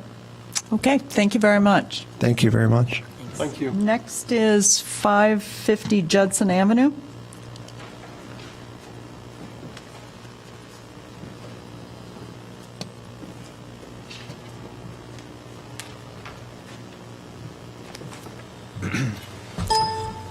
Good evening. My name is Gary Shoemaker. I'm with Shoemaker Design Associates.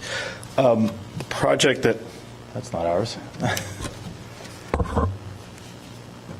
So the project I'm bringing to you this evening is a landmark house in the Lakeshore District. We're asking for a couple of things here. One is a minor zoning variation that you've seen as part of the packet. We are asking to replace 2 of 3 existing skylights on the roof of this house. To be clear, this is a landmark according to the Granicke survey that was done for the Lakeshore District, in part due to the simplicity and remaining character of the bungalow. However, it has had several significant additions made to it, as you can see in this photograph. The windows were really the citation that Vicki Granicke's office had made, so we are not touching any of the existing windows. We are asking to replace 2 of the windows on the kitchen side, which are non-original windows. They were salvaged from some rear section of the house, probably in the 80s when the kitchen was done. The skylights on the existing roof have failed. They were a part of a kitchen remodeling done in the 80s. We would like to infill one of those and replace the other 2 with Velux solar-powered deck-mounted skylights. Effectively no change other than infilling one of those. We're also requesting permission to demolish and construct a new clapboard garage in the backyard.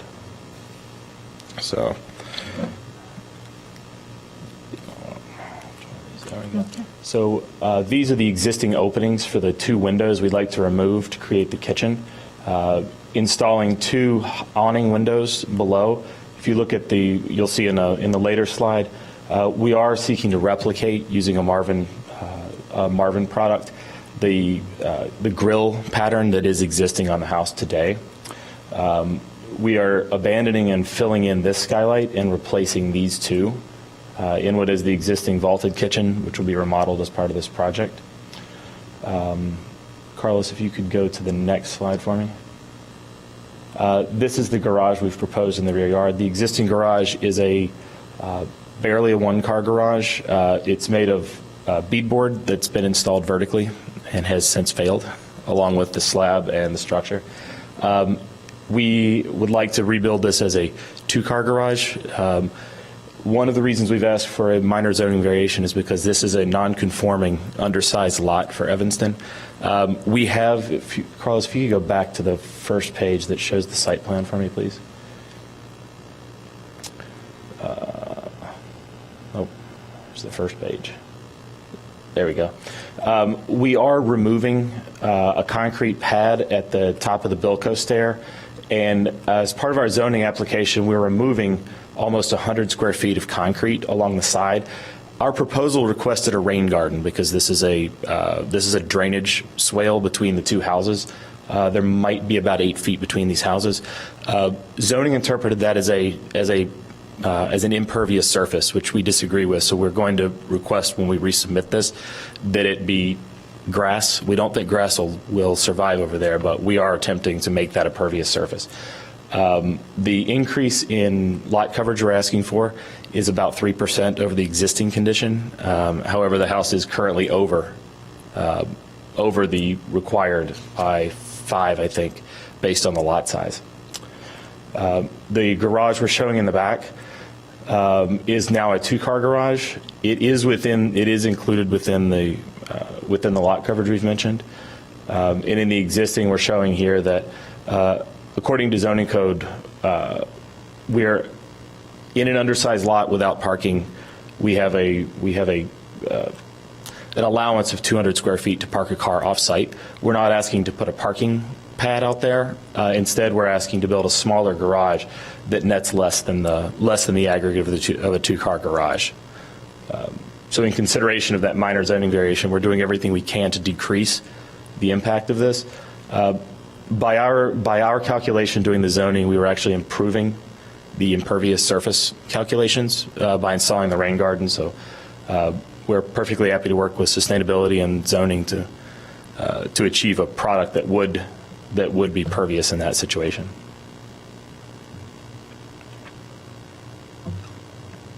Any questions? Okay. Questions? Gary, I have one, and maybe I'm just misreading what this is on A2.0. It's the south elevation. On what's proposed there, you are filling in those openings there?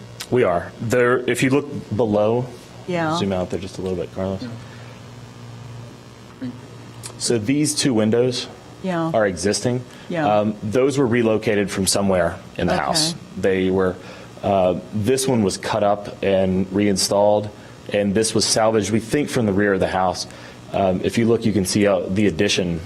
The second story addition of this these are all aluminum replacement windows.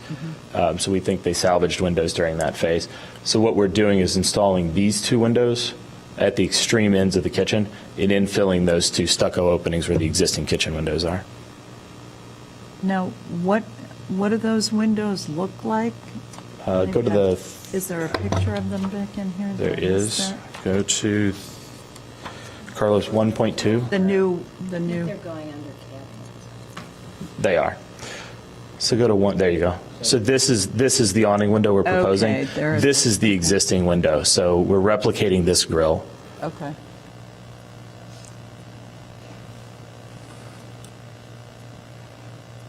Okay. Other questions?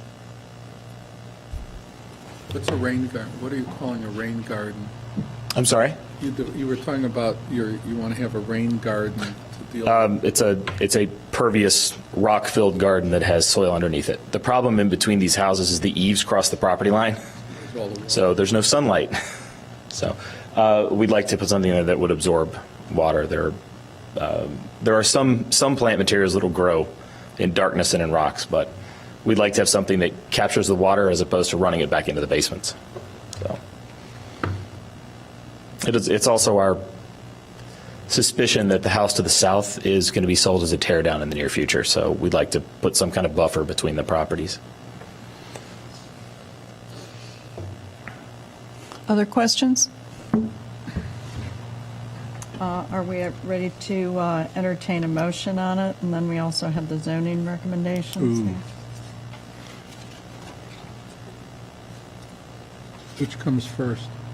The COA, yeah. So, You have to do them all tonight. yeah. Yeah, and alteration, construction, and demolition apply. I guess I'll move that we issue a certificate of appropriateness for 550 Judson for the removal of skylights on the south and replacement of, I believe it's 2 windows, plus the construction of a new 2-car garage. And that would be under the applicable standards for alteration 1 through 7, 9, and 10. Okay. And is there a second? Second. Tim? I think technically the garage is the construction alteration, or the construction application. Oh, that's true. You're right. All right. Thank you. Okay. Sorry. Been around too long with reservation. Is there a second? Tim? Oh, I'm sorry. If we can signify by saying aye. Aye. Okay. Next is Time, having next been is construction. Yeah. I move for a certificate of appropriateness for 550 Judson for the skylight work and replacement of windows, and in this case also for the construction of a new 2-car garage. These would be standards 1 through 5, 7 through 13, and 16 for construction. Okay. Is there a second? Second. Robert? All in favor signify by saying aye. Aye. Aye. Any opposed? Was that? Okay. Finally, well, not finally, a certificate of appropriateness for 550 Judson. I think the only demolition might be the garage. I'm not sure garage. whether we really consider removing pieces of wall for the windows. But for the demolition of the existing garage and any assorted demolition for the rest of the work. Okay. Demolition standards 1 through 5. Okay. Okay. Mark, all in favor signify by saying aye. Aye. Aye. Any opposed? Okay. I need a recommendation for Now zoning. we I know. have that we recommend to the zoning board Right. of appeals, and we recommend this There are- project Yeah. There are, without going into all the detail under Oz, and it would be the standards for variance A and C. Right. Second. Robert, all in favor Aye. signify by saying aye. Aye. Any opposed? Okay. Did you cover both variations? I did, A and C, Variances? yes. Okay. No, both variances, because there's the lot coverage and the impervious surface. You don't want me to go back through. This would be a record. Yeah. You want me to amend my motion? Yeah, just amend your motion. Okay, Yeah. that we deal with, that these are the zoning variations for both lot coverage and for impervious surface area. Second. Okay. Robert, all in favor of the amended motion signify by saying aye. Aye. Any opposed? No? Okay. Thank you. Thank you. Okay. Next. How's it going? 711 Judson Avenue, and thank you for your patience. Of course. My name is Roshan Patel, and I am the architect and designer of 711 Judson Avenue. I'm representing Charles Dybel and Jason Gall, who couldn't be here today. They are a newly married couple who is looking to start a family in this home and make it livable again and beautiful. So,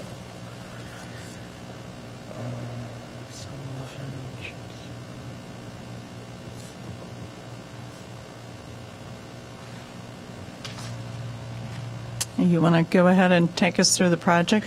yeah, so we are seeking a minor variance to allow a building lot coverage of 33.2%. We are proposing an addition on the south side of the home, and that is a one-story frame addition. On the on the east side of the home, we're proposing a two-story frame addition, where we would be taking down the existing sleeping enclosed porch that exists because it's not structurally stable currently, and proposing a new two-story addition there, and expanding to the building lot coverage there. So you've got the existing basement before this, and you can see the addition is along the east side here and along the south side here. This is the existing first floor plan, and this is the existing porch that was a later addition. And when we look at the exterior photos, you'll be able to determine that there's the masonry structure that exists here. This is all stucco, and that was a later addition to this home. And we're proposing to add on to that existing home, which is here, and do a new two-story addition and then a one-story addition along here.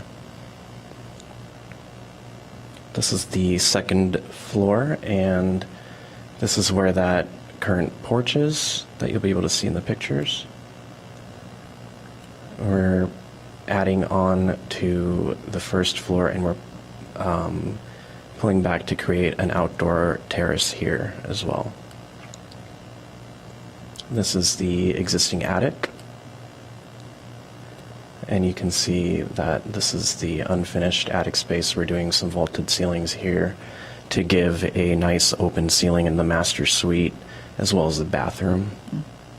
Yeah, if you want to actually just go through the elevation, since we're much more concerned about the exterior than anything Perfect. interior. So you've got the existing front elevation here, and we're proposing a addition to this side here, which is a one-story addition.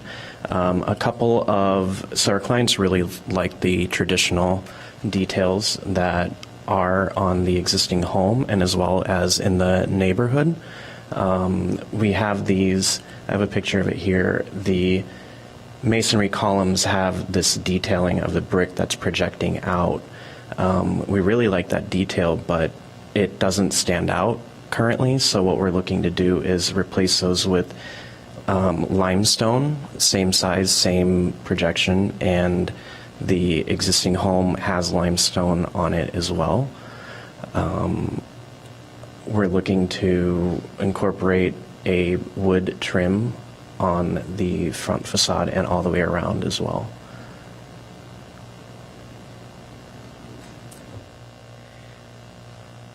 This is the existing. Sorry. This is the existing side elevation. We're looking to. This is our one-story addition here, and the new two-story addition along here.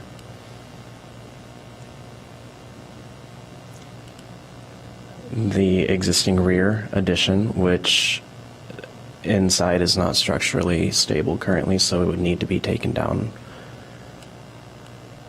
And we're proposing a new two-story addition here. This is the existing north elevation, and we've got the two-story addition that you're seeing here.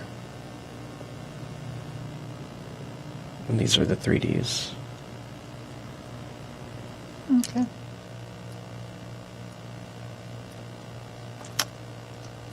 Is that it? Yeah. Okay.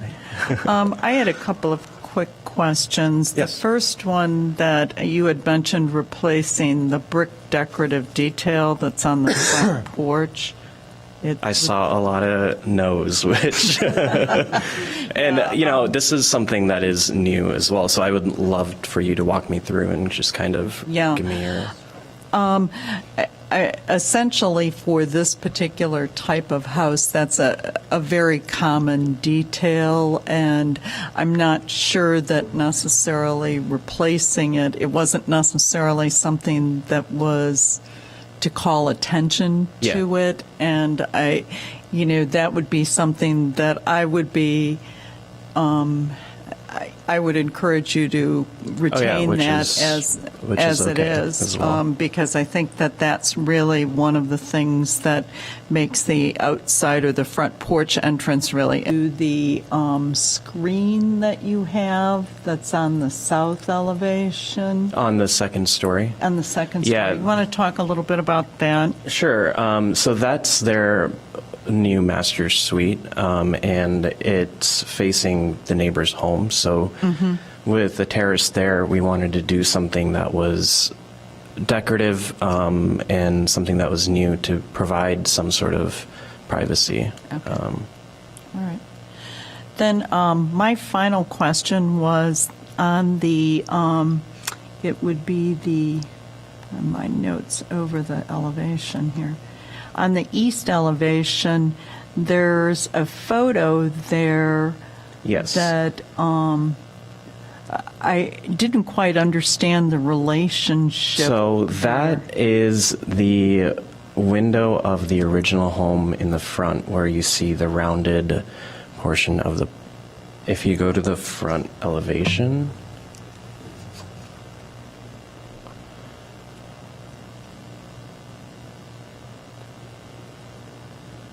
So in the porch here, there's this rounded part, and you can see it on the plan as well.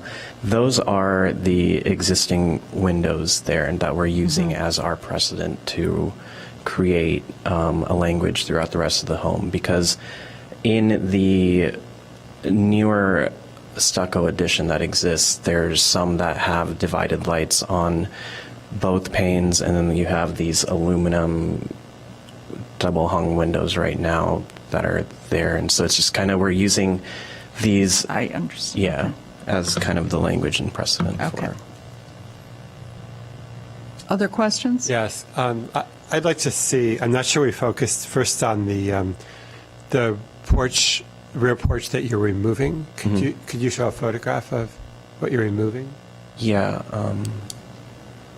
That towards the back. Carlos, yeah. There's the existing.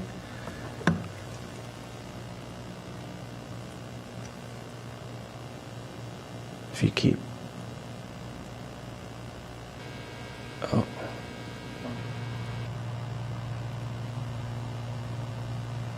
I believe the existing. You can also see it on the cover page.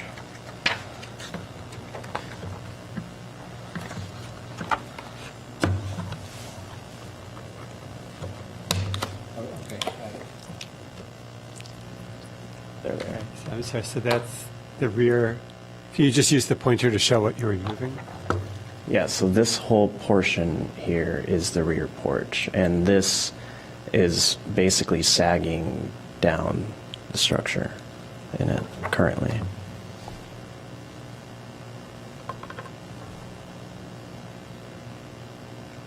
So we're removing this portion and adding on to it in the rear.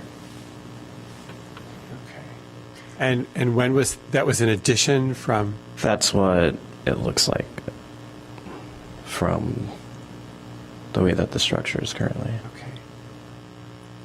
Then was there? I'm sorry. Was there a picture of the west facade as well? Yes. If you go right. I think you. Yeah. That's the west. And so then the new addition starts on the, On this side right here. there. Huh.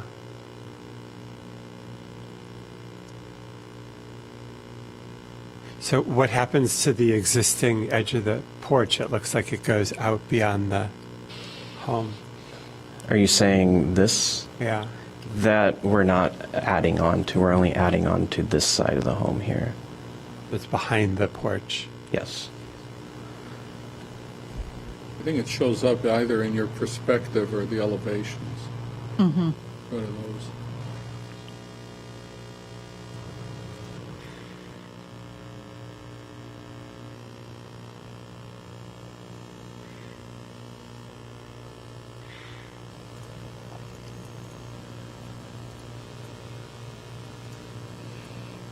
Other questions? Yeah. So you're all right, it seems like you're adding some on trim, and I think I don't quite understand why there's some new, like, horizontal trim you're wrapping around the house. Yeah, And I'm just wondering why you're doing that. I mean, the house is really simple, and I don't know, like, you know. When we were walking through the neighborhood and also seeing other details that exist on the surrounding homes, there was that detail that stood out to us that we thought would make that front facade just a little bit more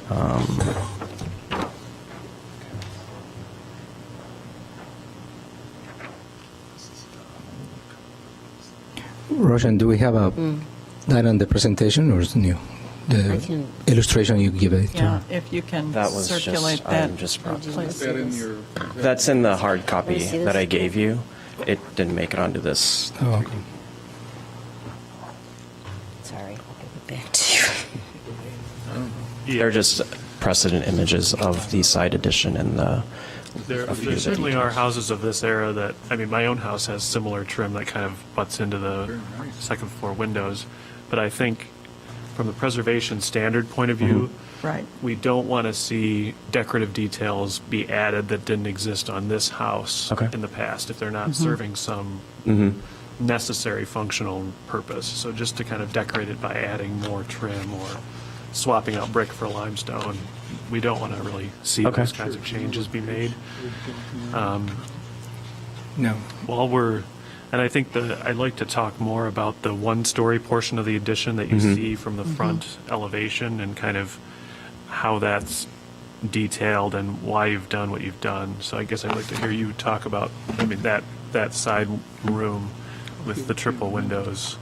Kind So- of what the theory is behind that and what it's doing. So we wanted to add on a sunroom porch to the side here where they could basically put plants and use it as an extra living space. But on the exterior details here, we wanted to still make it something that was interesting and a new, still not just replicate what's going on the existing home, but still add something that is unique and different, but follow the characteristics. So we're carrying over the Rolock details at the base here, but we're using a wood trim to call out that detail there, and we're using the character of the masonry columns, but just adding these little details here to mimic this detail in the column. And that's, our client really likes those details and wants to see them on this new portion of the addition as well. And we're using the same style of the windows that you saw a picture of earlier. But we are trying to do some sort of language, and there's a precedent image there that you'll see on the hard copy as well. Which page on the hard copy is it, Roshan? What page on the hard copy? It is right after the plans there. Mark, if I can ask you to pass that sheet down here so the rest of us can take a look at it.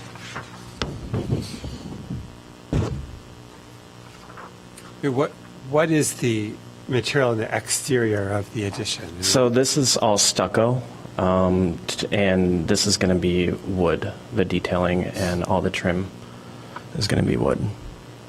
But the side of the house there is currently stucco, so it's the same material as... Yeah, so all of the addition is going to be stucco, and then this is all stucco. It's just the detailing that's wood.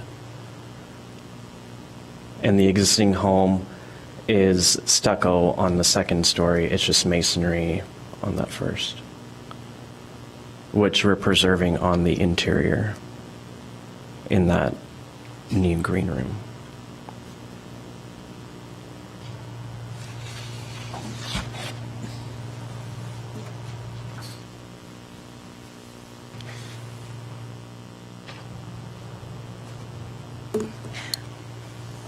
I don't really, I understand that there's some resemblance in the drawing to those brick piers, that those wood, very narrow columns with the decoration at the top, but it's not really, has nothing to do with the house. Mhm. It doesn't really, it's not going to look like those masonry piers. So I just feel like it's foreign, like you've kind of said, like, oh, you want to decorate this thing, and you've taken kind of some foreign elements and you've put them together. And I just think that vocabulary is, what are the little dots along? There's like a horizontal. That's the floor line. That's a little. This is the floor line. Are you talking about Okay. below the windows? All right, yeah, too? I thought it was some more decoration or something. No. I was just looking at the column. So that's. Would you prefer to see it simplified without all of these details here and just be So those some are sort of- those are wood, and then the rest is stucco. Yeah. Yeah, I don't think, I see what you were trying to do, but I don't think the detailing from the masonry piers translates to wood very successfully. I would agree with you, because I think that, again, it's a simple house, and I think that, especially with the extra row of windows above the 3/1s, I think that does two things. I think it differentiates it, obviously, as a new addition, but I don't think that there's any reason to have any additional detail on that. Which can be simplified. Our client was very I think it's interested in more, keeping it's that window between the two double-hung windows, the extra window. Yeah, And I realize you're trying to keep the proportions Right. of the windows that I see on the second floor. And you wonder whether, and I realize, if you didn't have that upper transom, that you actually could have enlarged the windows and had the same proportion without the extra window. And alternatively, whether you widen those pilasters, if I can call them that, between the windows, and then you'd be able to do it with two windows rather than that third one. The third one is just that funny middle window is just not in the character of the house at all. No, I think what's important to keep in mind as you're looking at this house is it's actually, even though it's a fairly large house, the detailing is all very stripped down and simple, and they're really doing very minimal detailing. There's just some very subtle things. So you have this really strong horizontal division at the top of the first floor that really gives it a horizontal feel, and I think the way you've detailed this porch is emphasizes too much the vertical and chops it up into too many vertical bays. I think the brick detailing, it's very nice, but again, it's something very simple where it's just sliding a brick over a little bit to give it a little bit of detail. It's not meant to be this kind of elaborate decorative feature the way when you translate it to wood, what it turns into. And I think having the sunroom be so tall relative to that big horizontal division at the top of the first floor, and the way the porch roof emphasizes that same kind of horizontal line, I think that is really problematic to me. Could you just tell us what the roofing material is? It says Tesla. Are you using a Tesla roof? Yeah, the clients want to use the Tesla glass tiles on this addition. And are they made? with- I mean, are they made? Are they offered now? I mean, I know that they have them on their website, but I've actually never seen. Yeah, they have. You have samples of. They don't have samples. That would be with me. important. I think. I mean, I think that would be important to see because you're really adding on a lot. So to see what that roof looks like compared to what is there would be important for us to see. If there aren't any other comments, I think this is one, and perhaps that would be useful, but I think this is one we would like to have you come back and show us, some of the simplifications that we mentioned before, and then, as Julie mentioned, bring a sample of the roofing materials, if you could do that, just so we have a better sense of that. Any other comments that other folks had that they can share? I have an interesting, and maybe it's a question more than a comment. In looking at that sheet that was floating around here, which was the precedents that worked its way, what's interesting about the three precedents, I think there were three of these sort of rooms attached. They're precedents, but none of them appear to be original to those homes. Those all appear to be Yeah, they're all new additions that someone did at a later time, and I'm always bothered by, were they precedents that ever went even through this process, or do they predate this process, and they're precedents that are appropriate to where you're going, but not necessarily precedents that we could be using as, okay, somebody did it before and it was approved, which to some extent is the argument here. Yeah, I guess Does that make any sense? I understand what you're trying to say, Elliot. I think from my perspective, it's really looking at this project and the relationship with this particular house. And, I think that gets to some of the comments that we had before. But invariably, they likely were all additions that may or may not have gone through this process. because That's they the looked- issue. I looked at them and said, boy, I don't know if I would have used those as an argument Yeah. necessarily. Well, for they're what we're not. trying to do. They're not historic preservation precedents. They're more of the design Right. precedents of what they were trying to Right. what we were trying to achieve with this. I think basically what I'm hearing from everyone is we'd like to see this one again based on the discussion that we've had, and if we can have a motion to postpone the. I have one question, which is this pertains to the fact that you're asking for a larger for the variance, right? So and it's only a minor variance, but you're adding so here's a question. You're adding quite a bit of house onto the site in terms of the addition and the garage, which has second floor is almost 12 feet or something at some point. So I'm just wondering how that we have to also address that, because I always thought it was really hard to ask for more lot coverage when you're adding quite a bit. I don't, so. Yeah. How much of this is the garage, though?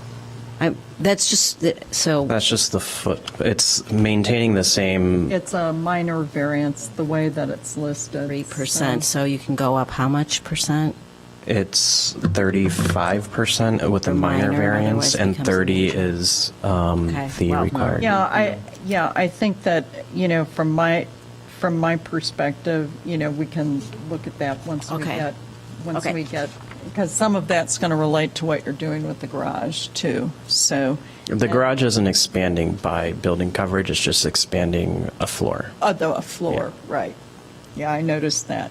If we can have a motion to postpone this one until March 13th, and you can work with Carlos in terms of getting prepared for that. So, Okay. if we can have a motion, okay. I move we postpone continued consideration of 711 Judson Avenue until March 13th. Is there a second? I second. Julie, all in favor signify by saying aye. Aye. Aye. Any opposed? Nay? Okay, thank you very much. Thank you. Yes, right, correct. Okay, next item is approval of the meeting minutes. Did anyone have any questions or additions? I think to the minutes, I know Carlos sent them to Mark to look at, correct? Yeah, I mean, you know, punctuation and so forth, but I thought they were fine. Okay. Yeah, the only thing that I noticed was that, and I mentioned this to Carlos and how he does it, is I wanted to acknowledge Tim's email on the election thing in there. So, because that wasn't in there, because we did discuss it, so. Is it practical to send the minutes closer to the time of the meeting they're at? I mean, just speaking personally as the person responsible for now for reviewing it, it's really hard a month later to remember very much. Maybe Diane was better at remembering. I'm not saying I was. Well, Carlos, that's up to you. we have now a recording, and Yeah. it would be easier to go back. I also have the recording tape, not tape, but digital recording of the voice from the previous. But what I've been trying to do is to do the what they call action minutes, which is very hard when you have a case like 1239 where they have a lot of detail of why they wanted to subdivide and the reasons why. And I think also it was very helpful to the DAPR committee to have that information, and ultimately City Council when they approved the subdivision. So the other items were as close as possible to action minutes. But I'm still working on it. I mean, there's a gamut of ways to do it. I prefer to be more factual and not necessarily verbatim, which is not the case, but there are some comments, for instance, that were raised but didn't have any impact on the motion. I didn't include those comments, for instance. I thought the quality was really good. I mean, I thought it was very thorough. Yes. Yeah, I think, I think you do raise a good point in that, perhaps having them, with the packet or beforehand, especially from your position, since you're going to be reviewing them going forward, if he can get them a little bit earlier in advance of the meeting, so that, just because. No, I can definitely attempt to do that. We do have within 48 hours a action taken by the commission, which basically says approve, not approve, which is not very helpful to you or me. But I will, commit to do it earlier so that you can benefit from it too. Thank you. Yeah. All right. Do we need a motion to approve these with the corrections? Someone want to make a motion to approve the minutes with corrections? I move that we approve the meeting minutes of January 9th with the corrections. Okay. Is there a second? Second. Was it Mark? Mark, yeah. Okay, good. All in favor signify by saying aye. Aye. Aye. Oh, you're, I okay. can't approve it. Okay. I And- abstain. Yeah. Okay. So Then how many that- abstentions? Two? 3. 3? Yeah. Yeah, Julie, Tim, and Elliot. So, you guys were too fast. I didn't get that. We're just approving everything. Yeah, okay. Next up is the preservation ordinance review. The results of the committee work was included in the packet. I guess in looking through it, did anyone have any particularly big issues with it? Or, I had a combination of there's typos or grammatical things, and then there were some issues that I want to just ask about since I wasn't part of that subcommittee. any, And I just had some, there's one question about subsection E I had, and then okay, and then just some just on two, some grammatical There's a couple, things. yeah. There's some grammatical Yeah, I things, there's found some a couple. commas and Yeah. some things like that. What we may do just to keep things going, because it's getting later, is if you have grammatical issues, if you can Okay, let that's fine. Carlos and think Scott that's know fine. I about can do those. that. Yeah. But I had All a right. couple of questions. Yeah, Okay, go ahead, Elliot. And some of it was in the definitions, and maybe, I noticed that, the term applicant, and what I realized looking later is that we don't really, I never noticed what the criteria were for who can or cannot be an applicant. There's a lot of stuff about who a nominee can be, but unless I missed it, are there ground rules for an applicant? If I may call them ground rules or criteria?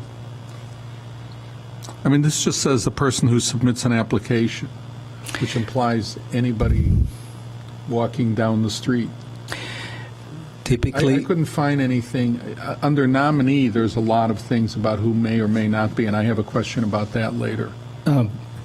based on my experience with projects that apply for permit or zoning analysis or preservation, the applicant typically is the architect or the owner or a contractor. Sometimes, particularly for zoning applications, it may be a third party where somebody is trying to buy a house and they want to know whether or not they can put an addition. In that case, we ask the person to have a letter from the owner that will, agree that the third party is putting an application on that property. Other than that, we always ask who is the applicant, typically the I'm only contractor. asking because it's not as formalized as it is for something like I want to be a nominee, I want to nominate something for a district, or I want to nominate, and here there's really no, it does come off very informally, and I didn't know whether it should be. I'm just asking this because I didn't know if it was discussed or not.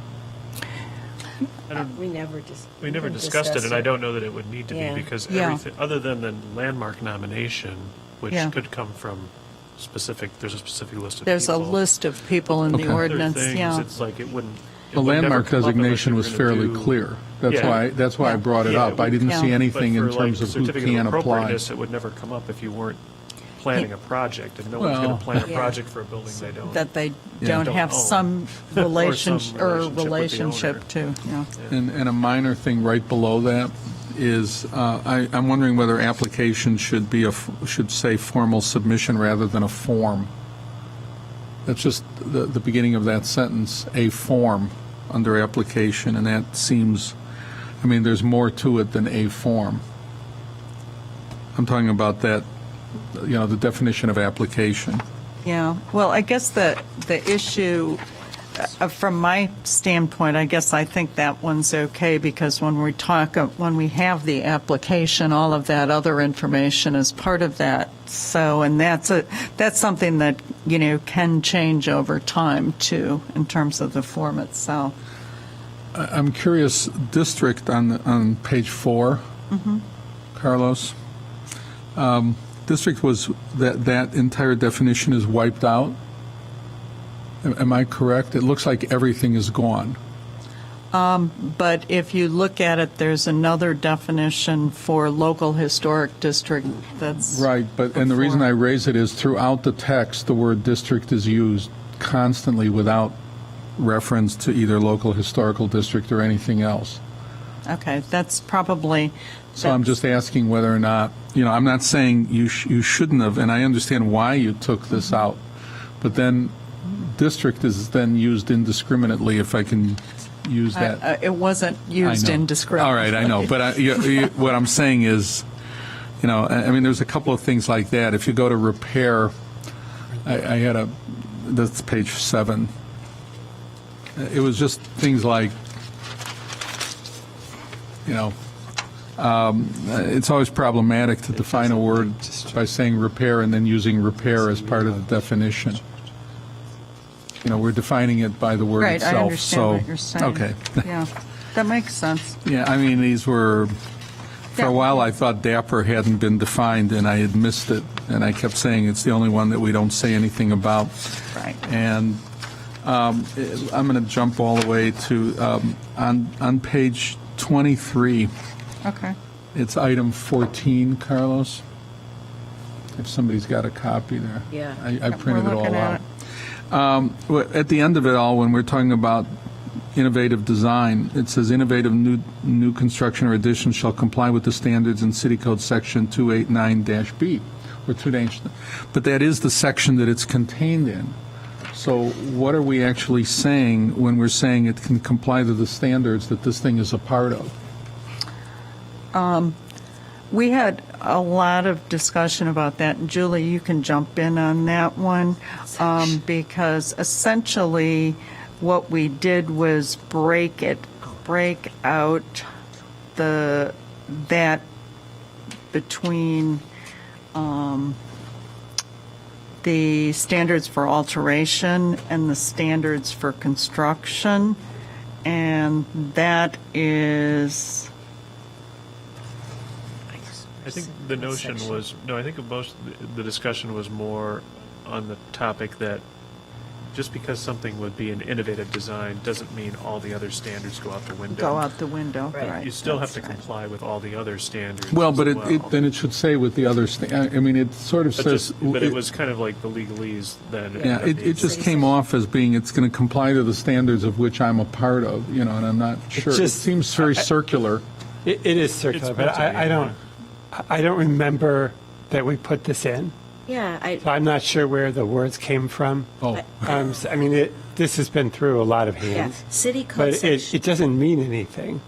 I mean, it's just, you're saying it's just repetitive.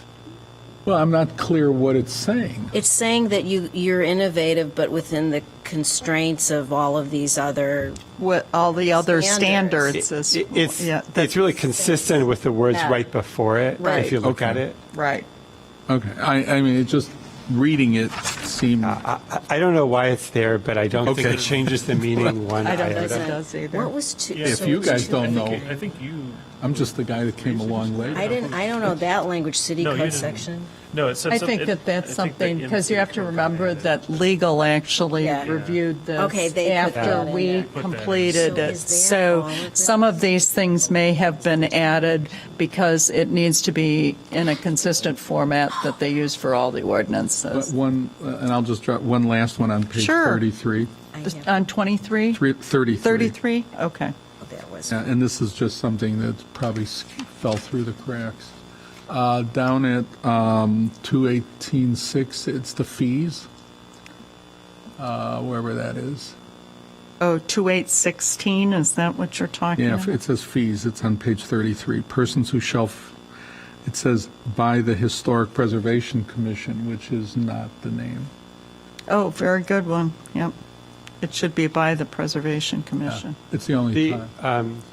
the definitions throughout it, there was a lot of fixes, but there still were a tremendous number of things that weren't, the definitions aren't used consistently. I mean, you point out district and. Yeah, I had that problem all through it. I don't. When we last spoke, I mean, Mario had said he would He go would- through it. he He would probably get- fixed some of them, but there literally are 150 references like this that they say the right thing in substance, but they don't use the exact terms. Did you look at it that closely, Mark, that you have that information? You know, when we finished meeting, Mario had said he would go through and do it. Yeah. And partly I was just tired out, and it was going to be like 4 more hours of reading. Right. I mean, again, if you want me to before, I mean, I don't know. I mean, I think Mario was going through it and wanted it just to be done when he did it. Right. You know what I would say is that, what Elliot brought up, there's a really good point, and if there are others that people have noticed, we appreciate the fact you've spent a lot of time on this anyway. What I would say is if people see that, and we can ask Mario to go through it again to look at it specifically for inconsistencies that we found. Well, you did just invite Elliot and others, if they have grammatical or Yes, definitional and I think that it's changes, all to part of the same thing. just send a markup in. Just and- send- They went through it one time. I mean, I Yeah. just saw it for Well- the first time. You guys have been living with it for a long time. That's why some of my questions, I wasn't sure whether there were answers that I wasn't aware of. No, I mean, For the most part, there I don't are a think so. ton of defined terms that are it says Landmark Commission Yeah. in the or whatever, and then it Yeah, says commission. yeah. I mean, there are a ton of those, and they don't change. They've always been there, and they don't change the substance at all, but they're not quite right. Right. Well, they're not consistent with either the definitions that you've now modified or even some of internally, they're not always No, consistent. they are meaningless. Though. Yeah. I mean, Yeah. The terminology needs to be if the you want to same. go through Yeah. and mark all those little corrections up. No, because please now I'm go going to ahead. look for 100 more. I don't want to look There for are 100. No, well, let's just everybody take a look at it, and if you observe certain inconsistencies, 100 I think that's a good thing, but I think we'll make sure that we work with Mario to get those things taken out, because obviously I agree with Mark in that we can't have those in there. So everybody who's taken a look at it, I know I've found a few things. Let's get it to Carlos and to Scott and then to Mario at the same, they can forward it on so we can get it cleaned up the way that it should be. I can't believe he found Okay, 100 can I too. ask one quick question about subset, because I just was confused Sure. about this. All right, in B, it says if any accompanying. Where are you? Oh, I'm sorry, page 22. I'm just in the world. Page 22, B, where it says, at the bottom, What number? it's on B, standards for review of construction. Yeah, and but- considering you see where I am? What number, though? What number? Yeah, They're all numbered. you're looking at B, under B, what It's are the you? first paragraph on B before before all of the standards for Oh. review. Okay. Okay, so it says, if any accompanying the ordinance designating the landmark or district and the standards included in subsection E of this section. So, when you go to subsection E, it says, in addition to the above standards, the commission shall also consider the Secretary of Interior's standards for the treatment of historic properties as amended. And so all I'm asking is this, I think I had asked Diane you this in an email. So if you find those, you said you should find those, they are in the guidelines, but they're not in here, which is fine, but how would someone know, like, if they don't know anything and they're reading this, like what are they? It's telling you where they are. And amended, they're in the standards, but what if you don't know what the standards for, Well, I guess the issue is, and this is maybe more of a Mark question than a question for me, is that I guess at least maybe I'm missing something, but I've not seen a lot of links and ordinances to things. But I think the point that I was trying to make to you is that fundamentally that's a Mario question or a Mark type question. But I think that from my perspective, the stuff that you and Elliot and Jack have been working on, that's where the link should be. Well, it is. Yeah. Okay. But I'm not necessarily sure in here there should be a link to the Secretary of Interior Okay. standards. That So, would be obsolete instantaneously. Yes, And absolutely. EPS changes their website, and then immediately our ordinance has something. that's so obsolete. whereas Okay. this is something, and I mean, essentially what this does is cover that even as it's amended. So, Okay. yeah. I mean, you can just Google it and find it. That's Yeah. not. Well, someone might. It's fine, it's in the guidelines. If they're desperate, there's a question for Carlos. Yeah, They're just exactly. like, who cares? Exactly. You know what, it's in the guidelines. I'll be happy to give you my copy, hard copy. I have mine. Okay. Yeah. I have mine. Okay. All right. Others? I just had some No. grammatical stuff I'll send to you. Yes, Those send that in. And there weren't that many. I didn't find that many. I found I a want to few. congratulate this committee because it's taken a long time and you've worked really hard. And I want to thank the committee again So for all of the time Yeah. that they devoted to it, Yeah. because it was, let's just say, it was Man. huge and mind-numbing. So I really appreciate the fact that everybody showed up at virtually all of the meetings. I think we only canceled one, and I just really appreciate the time that everybody put into it. It was great. And I think we're going to ultimately, once we get through these, this sort of process right here, we're going to end up with a really good product. So, anybody else have any other big kind of things, definitional or otherwise? Okay.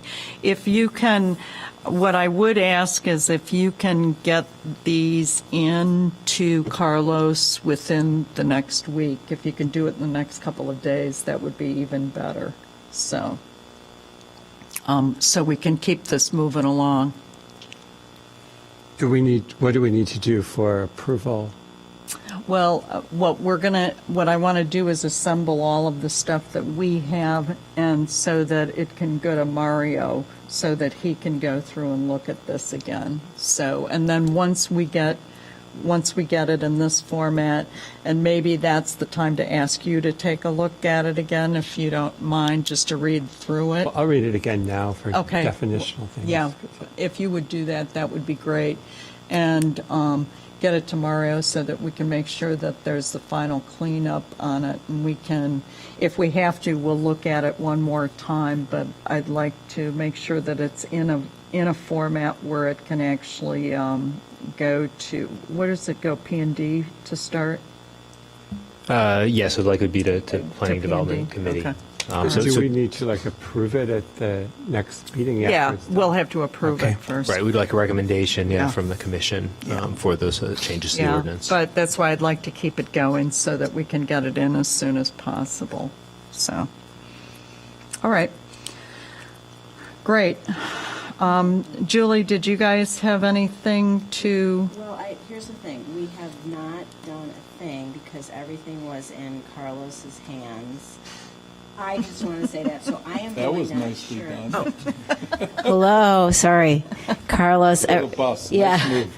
we have been really waiting for it to get online, and so I guess my question is now that there's some new information from the preservation ordinance that probably Elliot and Jack and I have to get together to just figure out what we do with that first page if we're that you sent us. So, Diane, but anyway, there was so everyone there, Diane sent us this, there was like basically a spreadsheet that says what's repair work. It's the updated grid Okay. from the rules and So, and then there's procedures another we sheet do. that goes with, which that's an explanation, but some of that is already in the written guidelines, so we can look at yeah, that. just you can do But- what you need to do. But then I do have this question because then we just are waiting, and so is this ever going to happen? I just want to know from, Carlos and the gang. The links that you provided to Hillary have been placed in the format that you wanted, from a grid to a list. So that has been done, but I didn't publish it because I wasn't sure if we were ready for it. Hillary is back, and we will work with her to make sure that it is in place the way it should be, because she placed it in sort of a temporary location on the website. And so you have more work to do, so I like to have that so we can actually have the final. All right, but then yeah. the grid doesn't apply anymore. It's a list that has been done by me in the absence of Hillary. So it's done, but it's not published. Okay, so we'll meet. Next steps are, so Jack and Elliot and I will meet. We'll just, since we haven't looked at this in a while, we look at it again and we'll put in the new information and get it back to you. And then, but it would be so great if it could go. The question is, are there things that we are going to have to wait on until the final document is approved? I don't think so. Most of our because- language was No, was separate. I mean, it's separate from the ordinance and the standards themselves. And, I mean, yes, there's some changes, but they're not extraordinary. So I Like think... the new and onerous fees. Yeah, well, the fees, I think they should be higher, but that's That's a me. separate issue. That's not our decision. I know it's so, not. But I think, I think I think that for what you may need, there's enough information there Okay. that you can move forward. That would be Well, the my... grid is probably the biggest Yeah, single item. and that's actually, the update of the grid is what I provided No, to Julie. saw it. So, that's right, because You I sent to it all to of you us. guys. Yeah, I sent it You're to all allowed of to you. send it. There were Yeah. only 3 of us. Yeah. For clarification on my part, when you submitted the material to Hillary, she put it together on a grid form, and I believe the volunteers decided that was not the format that you wanted to see it. You wanted to see a list, which is separate from the standards or the grid for administrative review versus commission review.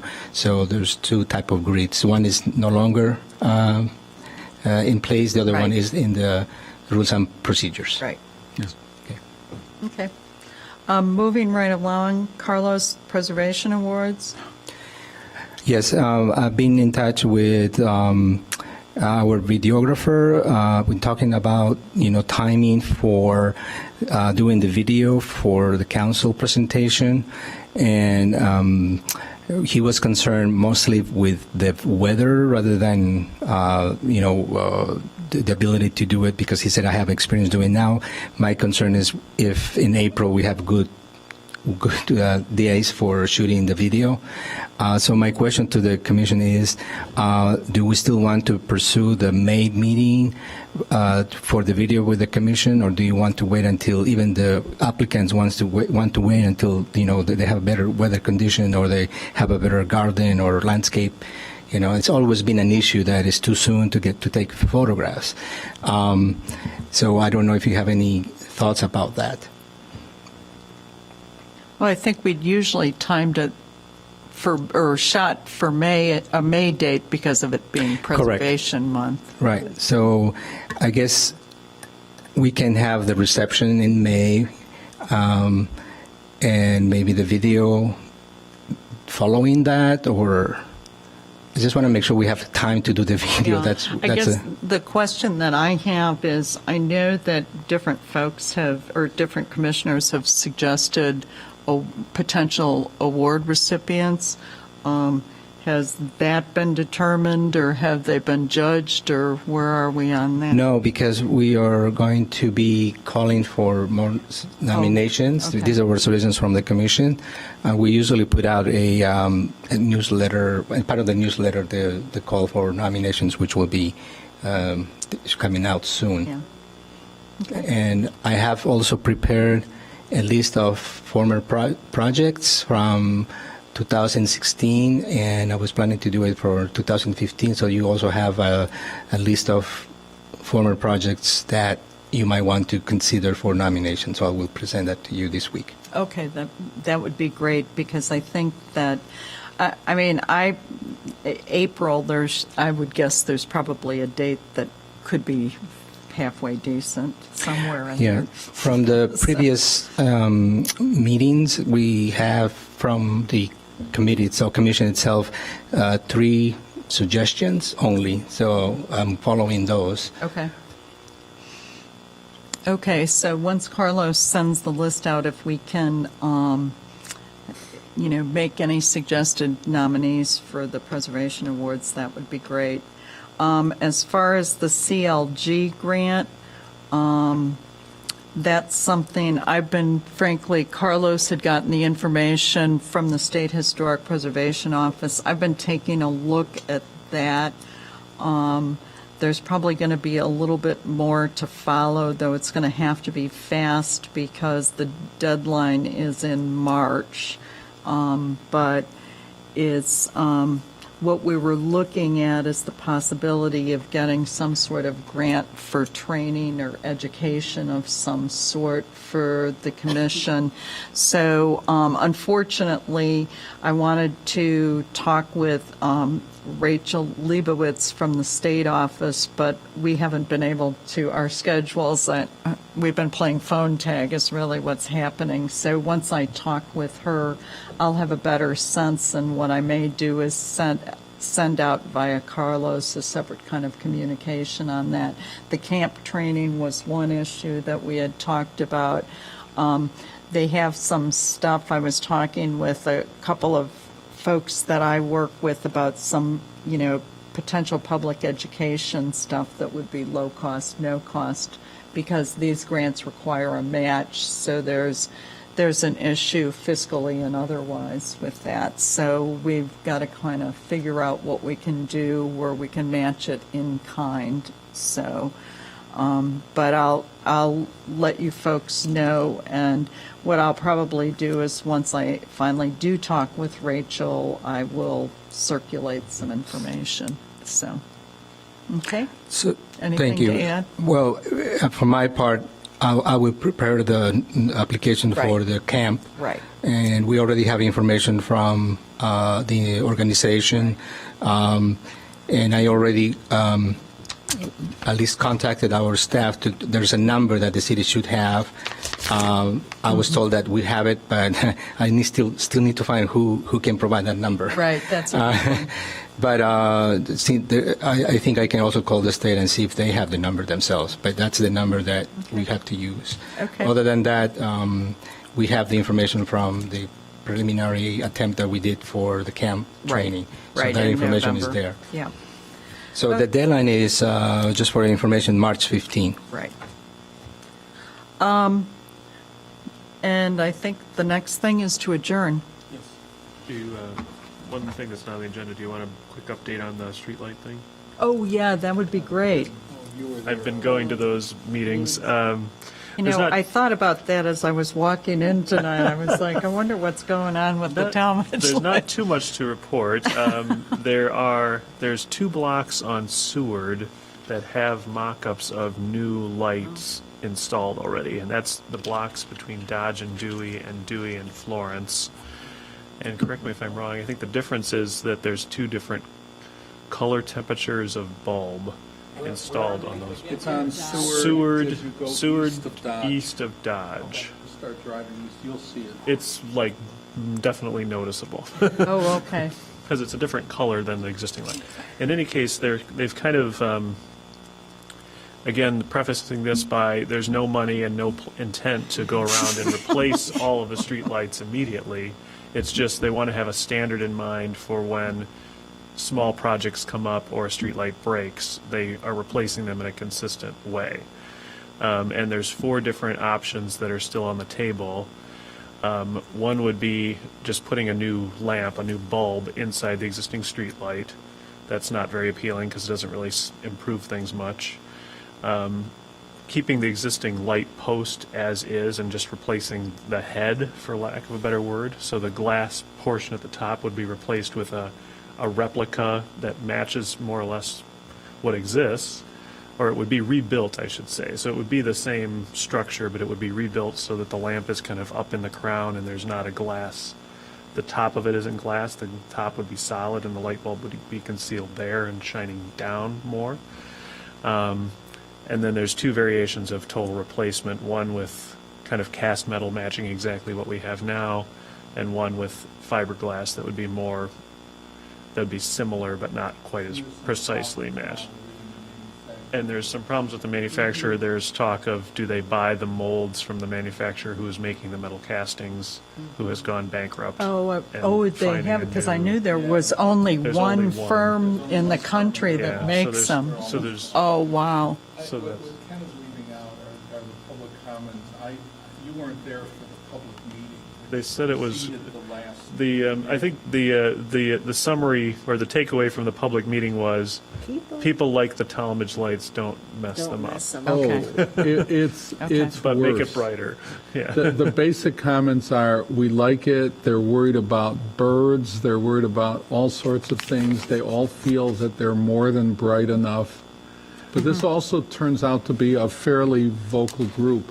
You weren't there, but when they had the public Yes. meeting in the Parasol Room, they were there, and they just did not want anything done to these lights. It's very, there's definitely people who think it's bright enough, or it could be dimmer, and there's people that think it's way too dim and needs to be a Okay. lot brighter. All right. So that's all.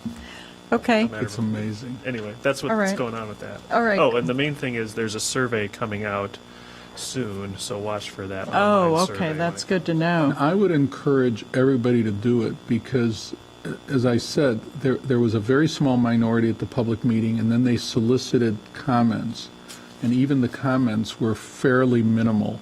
And you could almost read them and say, I know who said it at the public meeting and now wrote it again. And I think those who don't, this is another of those, if you don't vote, you get what you get. I won't. That sounds like Yes. good advice, though. President. All right, are we ready for, anybody else have anything else announcement-wise or whatever? Because otherwise, I think we need a motion to adjourn. Second? Robert, all in favor signify by saying aye. Aye. Okay, Aye. aye. All right, thank you very much.